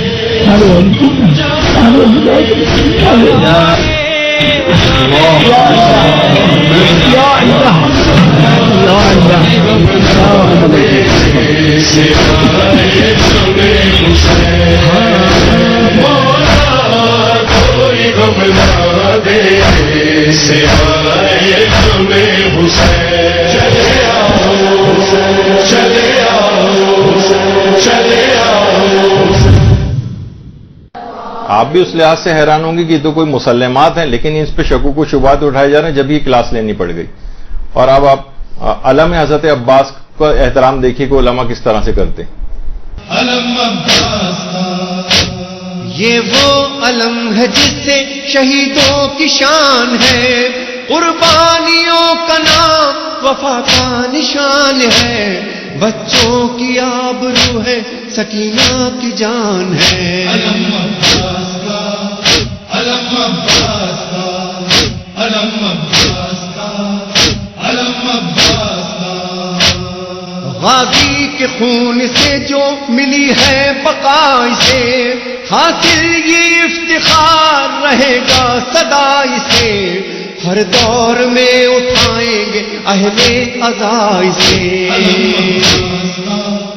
علم عباس کا، علم عباس کا، علم عباس کا.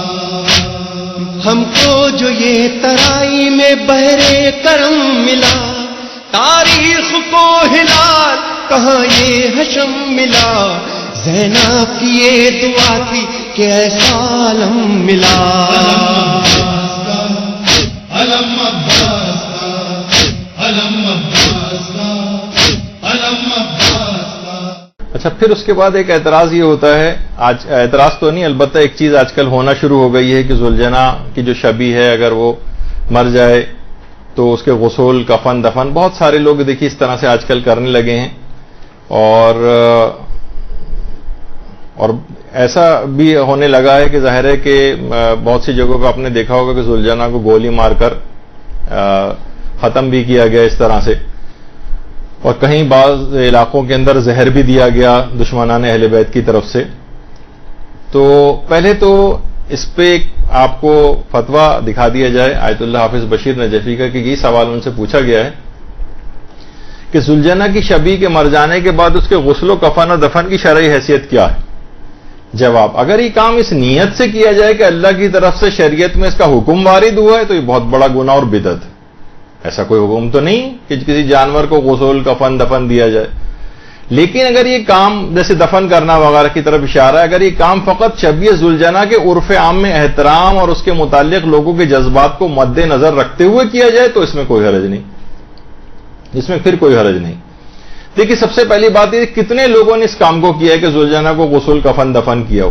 ایک آدھ جگہ کسی علاقے کے اندر ہوا ہے، اور میں اپنے الفاظ میں کہوں گا، میں جو بڑا ناراض ہوں ان مومنین سے یعنی بلکہ ان احمق مومنین سے کہ پوری دنیا میں اس کی ویڈیوز بنا بنا کر ایسی تشہیر کی گویا ساری شیعہ قوم جو ہے یہ کام کرتی. یعنی ابھی کسی کے دماغ میں نہیں بھی آئے تو آپ کی تشہیر سے یہ بات جاہل افراد کے اندر پیدا ہونے لگے گی کہ ایک آدھ کچھ لوگوں نے اپنی کم علمی جہالت کی وجہ سے ایسا کیا بھی ہے تو بھی اس کو تشہیر نہیں کرنی چاہیے تھی. اگر یہ جتنے بھی ہمارے معترضین جو ہے فیس بک اور اس کے اوپر کام کرتے ہیں انہیں چاہیے کہ اس فیس بک کی خیالی دنیا سے باہر آئیں اور تبلیغ ان علاقوں کے اندر جہاں پر یہ کام ہو رہے ہیں وہاں جا کر علم کی تبلیغ کریں, ان کے لیول علمی بڑھائیں لوگوں کا, اور نہ کہ فیس بک پہ بیٹھے ہوئے کہیں آپ نے دیکھا ہوگا جانا اس طرح کی چیز آتی نیچے لوگ گالیاں لکھنے شروع ہو جاتے ہیں. یہ بھی سادہ لوگ مومنین ہیں, غریب علاقوں گاؤں دیہات کے رہنے والے ہیں, کسی فقہی مسئلے سے اگر لا علم ہوں تو انہیں گالیاں دینے کے بجائے انہیں جاہل, احمق, لعنت, ملامت, مردود, پتہ نہیں کیا کیا چیزیں ان کو کہی جاتی ہیں. انتہائی شرمناک کام. کسی غلط فہمی کی وجہ سے, مسئلے کی لا علمی کی وجہ سے ان کو اس کی تشہیر کرنا, ایسا تاثر دینا کہ ساری قوم شیعہ ایسا کام کرتی ہے, نہیں یہ غلط. اور دفن کرنا تو ایک لحاظ سے اچھی چیز بھی ہے. یعنی اگر دفن نہیں کریں گے تو کیا ہوگا, وہ ذوالجنہ کہیں معاذاللہ کوڑے کے ڈھیر کے اوپر کہیں پڑا ہوا نظر آئے گا, سارے اغیار آپ پر ہنسیں گے, کل تک اس کا بڑا آپ احترام کرتے تھے اور آج آپ نے یہاں پہ ڈالا ہوا ہے اس کو. تو بہرحال دفن, غسل کفن کا کوئی حکم نہیں ہے لیکن دفن کرنے میں کوئی حرج نہیں. بہت سے لوگ دیکھیے علماء کے ساتھ جہاں علم نہیں پھیلا ہے نا وہ علم پھیلانے کی کوشش کرنی چاہیے. علماء کے ساتھ مشکل ہو جاتی. علامہ صفدر حسین صاحب نجفی, ان کے پاس کچھ لوگ پہنچ گئے کہ آئیے وہ ذوالجنہ کی نماز جنازہ پڑھانی. اب وہ پریشان ہو گئے کہ ذوالجنہ کی نماز جنازہ, اچھا لوگ سمجھنے کو تیار نہیں, بڑی مشکل سے کوئی توریا ووریا کر کے انہوں نے کہا کہ بھائی ذوالجنہ شہید ہوا ہے نا, تو مرا تو نہیں ہے, شہید ہوا ہے, اور شہید کی نماز جنازہ ہوتی نہیں. بڑی مشکل سے قائل کر کے انہیں واپس بھیجا کہ بھائی ایسا کوئی نماز جنازہ وغیرہ کا اس لحاظ سے حکم نہیں. تو بہت سے لوگوں کے ساتھ یہ ہوتا ہے. تو لوگوں کے علمی لیول کو بلند کرنے کی وہ کوشش کرنی چاہیے. پھر ایک اعتراض یہ ہوتا ہے کہ ذوالجنہ کے نیچے سے بچوں کو کیوں گزارا جاتا ہے. دیکھیے روایات کے اندر بھی یہ بات آئی ہے کہ بچے ذوالجنہ کی ٹانگوں سے لپٹ جایا کرتے تھے, اور رخصتی امام حسین علیہ السلام جب خیموں سے ہو رہی تھی تو حضرت سکینہ کا ذوالجنہ کی ٹانگوں سے لپٹنا یہ روایتوں کے اندر آیا. ذوالجنہ آگے نہیں بڑھ رہا تھا, امام کی ایڑ لگانے کے باوجود بھی اس نے امام کو متوجہ کیا کہ مولا کوئی مجھے روک رہا ہے, اور اس کے بعد امام نے نظر جھکا کے دیکھا تو سکینہ ذوالجنہ کی ٹانگوں سے لپٹی ہوئی. تو بچوں کی خاص ذوالجنہ کے ساتھ ایک ایفیلیشن ہوتی ہے, ایک ان کے ساتھ ایک دلی وابستگی ہوتی ہے. چھوٹے چھوٹے بچے تک ذوالجنہ سے ایک انسیت رکھتے ہیں. تو والدین اگر خیر و برکت کی نیت سے کوئی کام کریں, کوئی شریعت میں حکم تو نہیں. اور یہ سوال بھی مراجع سے پوچھا گیا, ایت اللہ حافظ بشیر نجفی سے سوال پوچھا گیا, بعض لوگ ذوالجنہ کے نیچے سے گزرتے ہیں, خصوصاً خواتین اپنے بچوں کو اس کے نیچے سے گزارتی ہیں اس عقیدے کے ساتھ کہ ذوالجنہ کے نیچے سے گزرنے سے مریض کو شفا ملتی. اس عمل کی کیا حقیقت ہے, امام حسین کی مصیبت سے اس کا کیا ربط ہے؟ جواب, اگر یہ کام اس نیت سے نہ کیا جائے کہ اس کا شریعت نے حکم دیا ہے تو کوئی حرج نہیں. اگر ہم اس عمل سے امام حسین کی عظمت کا اقرار اور ان سے محبت کا اظہار کرتے ہوئے امام حسین کی محبت کے اللہ کے حضور وسیلہ بنا کر بچوں کو ذوالجنہ کے نیچے سے گزارتے ہیں اور اللہ سے اس کے روشن مستقبل اور بیماریوں سے شفا کی امید رکھتے ہیں تو اس میں کوئی حرج نہیں. باقاعدہ ان کی جو شاعر حسینیہ کے نام سے کتاب ہے اس کے اندر بھی صفحہ 290 اور 291 کے اوپر یہ فتویٰ موجود ہے. تو لوگوں کا عقیدے سے کوئی شرک کہنا, اور ٹھیک ہے لوگوں کا ایک عمل ہے, کوئی واجبات میں سے بھی نہیں ہے, کوئی اس کو حرام بھی نہیں کہا جا سکتا. لوگوں کا اپنا ایک طریقہ کار ہے جو حرام کی حد تک نہیں. تو اس لحاظ سے اس میں کوئی حرج نہیں اگر کوئی ایسا کر بھی رہا ہے, لیکن کرنا بھی کوئی ضروری نہیں. تو دیکھیے یہ کوئی اسی طرح سے لوگ تبرکن مثلاً تابوت کے نیچے سے نکل رہے ہوتے ہیں اور توقع یہ کرتے کہ شاید اس میں کوئی برکت آ جائے, ہمیں شفا مل جائے, ہمیں کوئی برکت نصیب ہو جائے. تو اب یہ کوئی عام گھوڑا نہیں ہے. جس طریقے سے علماء کہتے ہیں کہ عام اونٹنی حضرت صالح کی جو اونٹنی تھی جس کا قرآن میں تذکرہ آیا, وہ اسی وجہ سے کہ یہ اس کی اب ایک خاص نسبت ہو گئی. ناقہ صالح کی جو مثال قرآن نے دی ہے اسی دی ہے کہ خبردار خدا کی ان نشانیوں کو, ان جانوروں کو عام جانوروں پہ قیاس نہ کرو. عام جانوروں پہ قیاس نہ کرو. جب بھی قرآن نے اس کو ناقۃ اللہ بھی کہا ہے, ابھی عام ناقہ نہیں رہا, اب یہ ناقۃ اللہ بن گیا. تو ابھی عام گھوڑا نہیں رہا, یہ منسوب ہو کر ایک احترام کے قابل ہو گیا ہے. جیسے قرآن کا آپ کو میں نے بتایا کہ جزدان, اسی طریقے سے غلاف کعبہ بھی عام کپڑا نہیں رہا ہے, اب یہ متبرک ہو گیا ہے. ذریعہ امام حسین علیہ السلام جب ایران کے اندر تیار ہو رہی تھی تو لوگ روزانہ اس کی زیارت کو بھی جاتے تھے, اس کو چومتے بھی تھے. ابھی تو وہاں جا کر قبر مطہر پر لگی بھی نہیں ہے, صرف منسوب ہوئی ہے, تب بھی اس کا ایک احترام آ گیا تھا. تو اسی طریقے سے بہت ہم لوگوں کو چیز کرنی چاہیے کہ اس کی طرف زبان اعتراض کو دراز نہ کریں. اچھا, جیسے کہ ابھی کچھ چیزیں البتہ ایسی ہیں شبیہ ذوالجناح کے سلسلے میں جو قابل اعتراض ہیں, ان کی اصلاح کرنا البتہ ضروری, لیکن یہ بہت زیادہ ابھی بھی نہیں ہوتی. کچھ علاقوں میں جہاں بہت کم علم ہے لوگوں کو, وہاں پر کچھ افراد اس قسم کے کام کرتے ہیں, لیکن ہے غلط. مثلا شبیہ ذوالجناح کو سجدہ کرنا حرام ہے, گناہ ہے, اللہ کے علاوہ کسی کو سجدہ ہو نہیں سکتا. اسی طرح سے اگرچہ اسے حرام تو نہیں کہا جا سکتا, لیکن ایک عبث ہے, ایک بیکار, ایک لحاظ سے ویسا, یعنی علماء نے اس کو کوئی ریکمینڈ نہیں کیا اس کام کو کہ ذوالجناح کا اکثر لوگ جھوٹا کھاتے ہیں, اس کی کوئی ضرورت نہیں. البتہ اس کو حرام بھی نہیں کہا جا سکتا, حرام تو نہیں ہے, لیکن بہرحال اس کی کوئی اگر البتہ یہ کہ اس کی وہی توہین مذہب وغیرہ کا ایک سبب ہونے لگے, لیکن اتنی بڑی تعداد کے اندر اول تو کتنے لوگ, میں نے تو آج تک کبھی کسی کو نہیں دیکھا, صرف سنا ہے کہ چند لوگ ایسا کرتے ہیں. جیسے سنا ہے, صرف سنی سنائی بات بھی بعض اوقات ہو جاتی کہ معاذ اللہ کچھ لوگ ذوالجناح کی لید تبرک کے طور پر کھاتے ہیں, لیکن کہیں دیکھنے میں نہیں آتا, صرف سنی سنائی ٹائپ کی باتیں ہیں جس پہ ہم پوری اس کو اوپر اپلائی نہیں کر سکتے, نہ ان باتوں کو کوئی شہرت دینی چاہیے. کچھ چیزیں ایسی ہیں کہ جس کی کوئی ضرورت نہیں ہے. مثلا ذوالجناح کو دفن کرنا تو صحیح ہے, لیکن اس کا مزار ٹائپ کا بنا دینا یہ غلط ہے. اس کی کوئی البتہ حرام تو نہیں کہیں گے کہ قبر اونچی کر کے بنا دی, لیکن بہرحال یہ کہ یہ کوئی اچھا عمل نہیں سمجھا جائے گا. بس ایک زمین میں دفن کرنا صحیح تھا, اس کا کوئی مزار بنا دینا اور یہ کوئی ریکمینڈڈ نہیں ہے اسلام کے اندر. یا ایسی آج کل شغل کے طور پہ بہت سے لوگ مثلا تمام شہر کے ذوالجناح کو جمع کر کے ان کی دعوت کرنا, یہ اس کی کوئی تک نہیں ہے, اس کے کوئی فلسفہ نہیں ہے, اس سے کوئی لوگوں کی نگاہ میں کوئی مظلومیت کا کوئی عنصر نہیں آئے گا. تو بہرحال اس کی کوئی وہ ضرورت نہیں. تو بہرحال کچھ اس لحاظ سے اعتراضات والی اس کے اوپر چیزیں تھیں جو آپ کے سامنے اس طرح سے پیش کی. اب مجھے پتہ نہیں, مجھے ایک شعر نظر آیا تھا, یہ بھی پتہ نہیں کہ میر انیس کا ہے بھی یا نہیں, کہ حامی ہے کون سب کا حیات و ممات میں, کس کی ثنا ہے سورہ والعادیات میں. گھوڑے کی شان کے اندر سورہ ہے نا, اور جو جہاد کے گھوڑے ہوتے ہیں تو ذوالجناح جہادی کا تو گھوڑا تھا امام حسین کا, اور جہاد کے اندر بھی کام آیا, تو اس کی طرف بھی ایک اشارہ شاعر نے کیا. اچھا, اب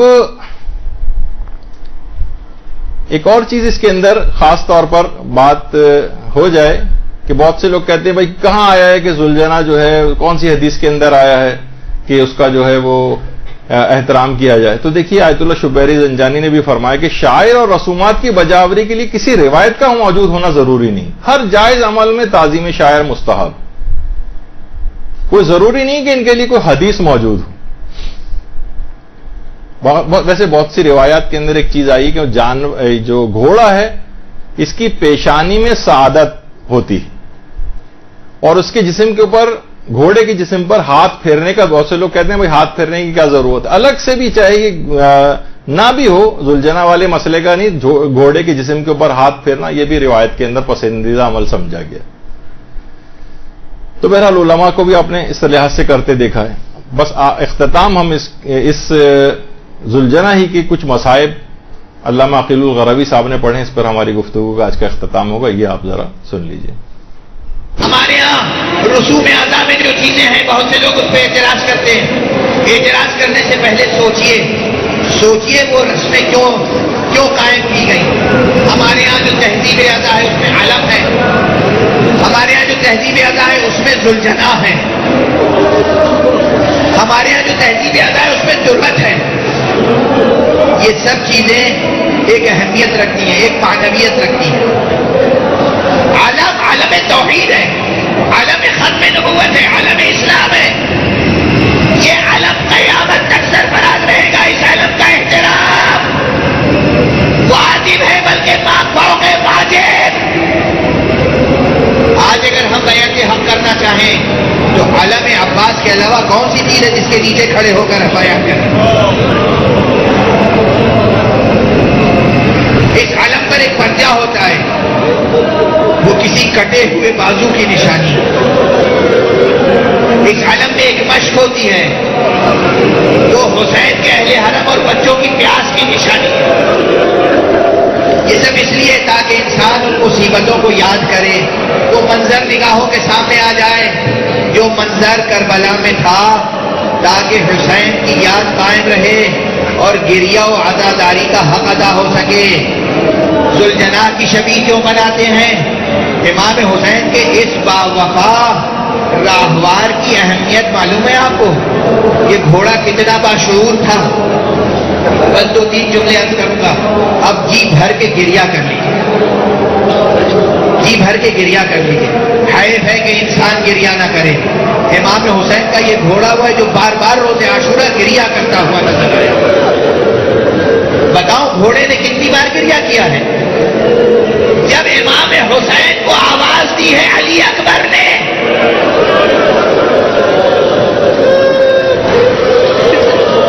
اور امام میدان کی طرف اپنے قدموں سے تیزی سے آگے بڑھے، روایت میں ہے بار بار ٹھوکر لگتی تھی، امام زمین پر گرتے تھے اور اٹھتے تھے۔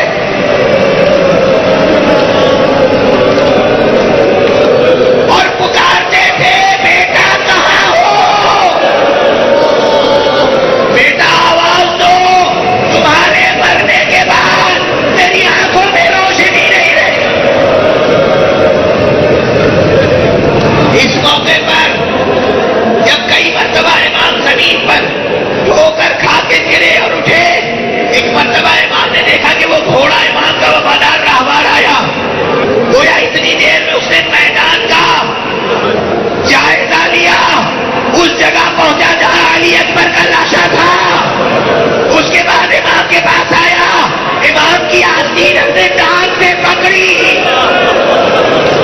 امام نے دیکھا گھوڑے کی آنکھوں سے آنسو رواں ہیں۔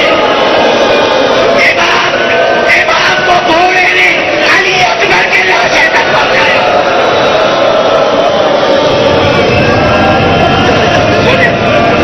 اجرکم علی اللہ، اجرکم علی اللہ، اجرکم علی اللہ۔ سنیں 2-3 نظریں اور 2-3 نظریں اور اس گھوڑے کی اہمیت سمجھیں۔ یہ سب روایتیں سنتے آئے ہیں نا کہ جب امام حسین کربلا پہنچے تو چلتے چلتے راہوار مبارک خود بخود رک گیا۔ اب تاریخ کے برف پلٹیے، جب پیغمبر ہجرت کر کے مدینے آئے تھے، پیغمبر کا ایک ناقہ تھا، پیغمبر ناقے سے اتر گئے۔ ہر شخص چاہتا تھا کہ پیغمبر اس کے گھر میں قیام فرمائیں، اس کے محلے میں قیام فرمائیں، اسے اعزاز و شرف مل جائے۔ پیغمبر نے ناقے کی نکیل اسی کی گردن پہ ڈال دی، کہا اسے چھوڑ دو۔ انہا معمورہ، یہ خدا کی طرف سے معمور ہے، جہاں یہ خود سے رک جائے گا میں وہیں قیام کروں گا۔ وہ رسول کا ناقہ تھا، یہ حسین کا راہوار۔ جب حسین کی منزل آخر آ گئی، خود بخود رک گیا۔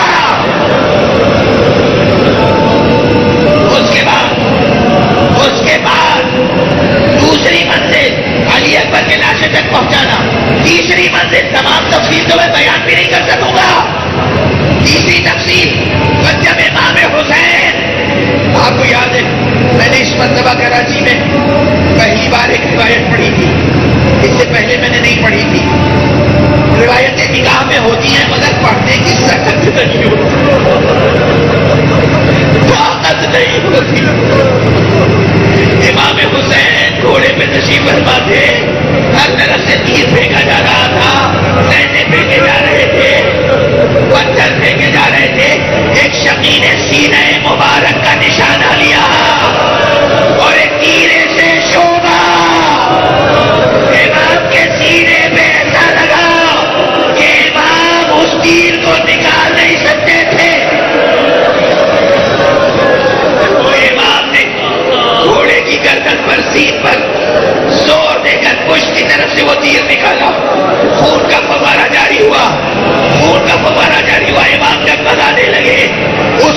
باوفا نے فوراً اپنے گھٹنے موڑے، زمین سے قریب ہو گیا تاکہ امام آرام سے آہستہ زمین پر آ جائے۔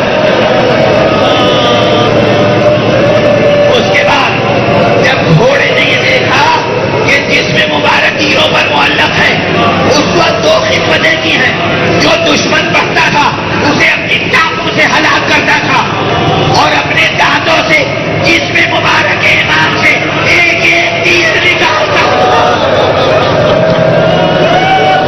جب امام کا جسد مبارک زمین پر آ گیا، زمین کربلا لہو لہان ہو گئی۔ یہ سامنے قتل کا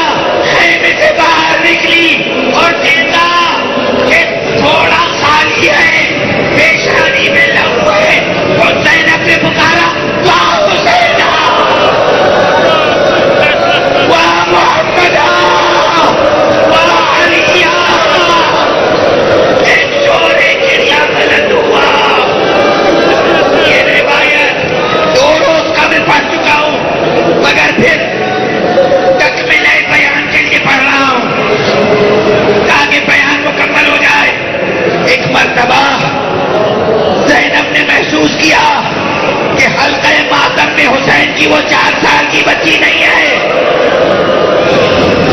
رخ کیا، دیکھا کہ خیمے کے دروازے پہ کھڑی ہے، کہا رباب اس بچی کا رونا بہت ضروری ہے۔ جناب زینب نے اس بچی کو قریب بلایا، بچی روتی ہوئی نہیں آئی، بچی کی آنکھوں میں حیرت تھی۔ ایک مرتبہ بچی آہستہ آہستہ قدموں سے آگے بڑھی، باہیں پھیلائی، گھوڑے نے گردن جھکائی، گھوڑے کے کان میں کہا آپ کو دلا شانہ، میرے بابا کو پانی پلایا گیا یا پیاسا قتل کر دیا گیا۔ بس سنو گے عزیزو، گھوڑے نے یہ جملہ سنا، اپنا ساتھ زمین پر رکھنا تھا، وہی گھوڑے نے اپنی جان دے دی۔ واہ حسینہ، واہ علیہ، واہ محمدہ، واہ حسنہ۔ صلی اللہ علیہ محمد وآلہ الطیبین الطاہرین۔ يا مولاي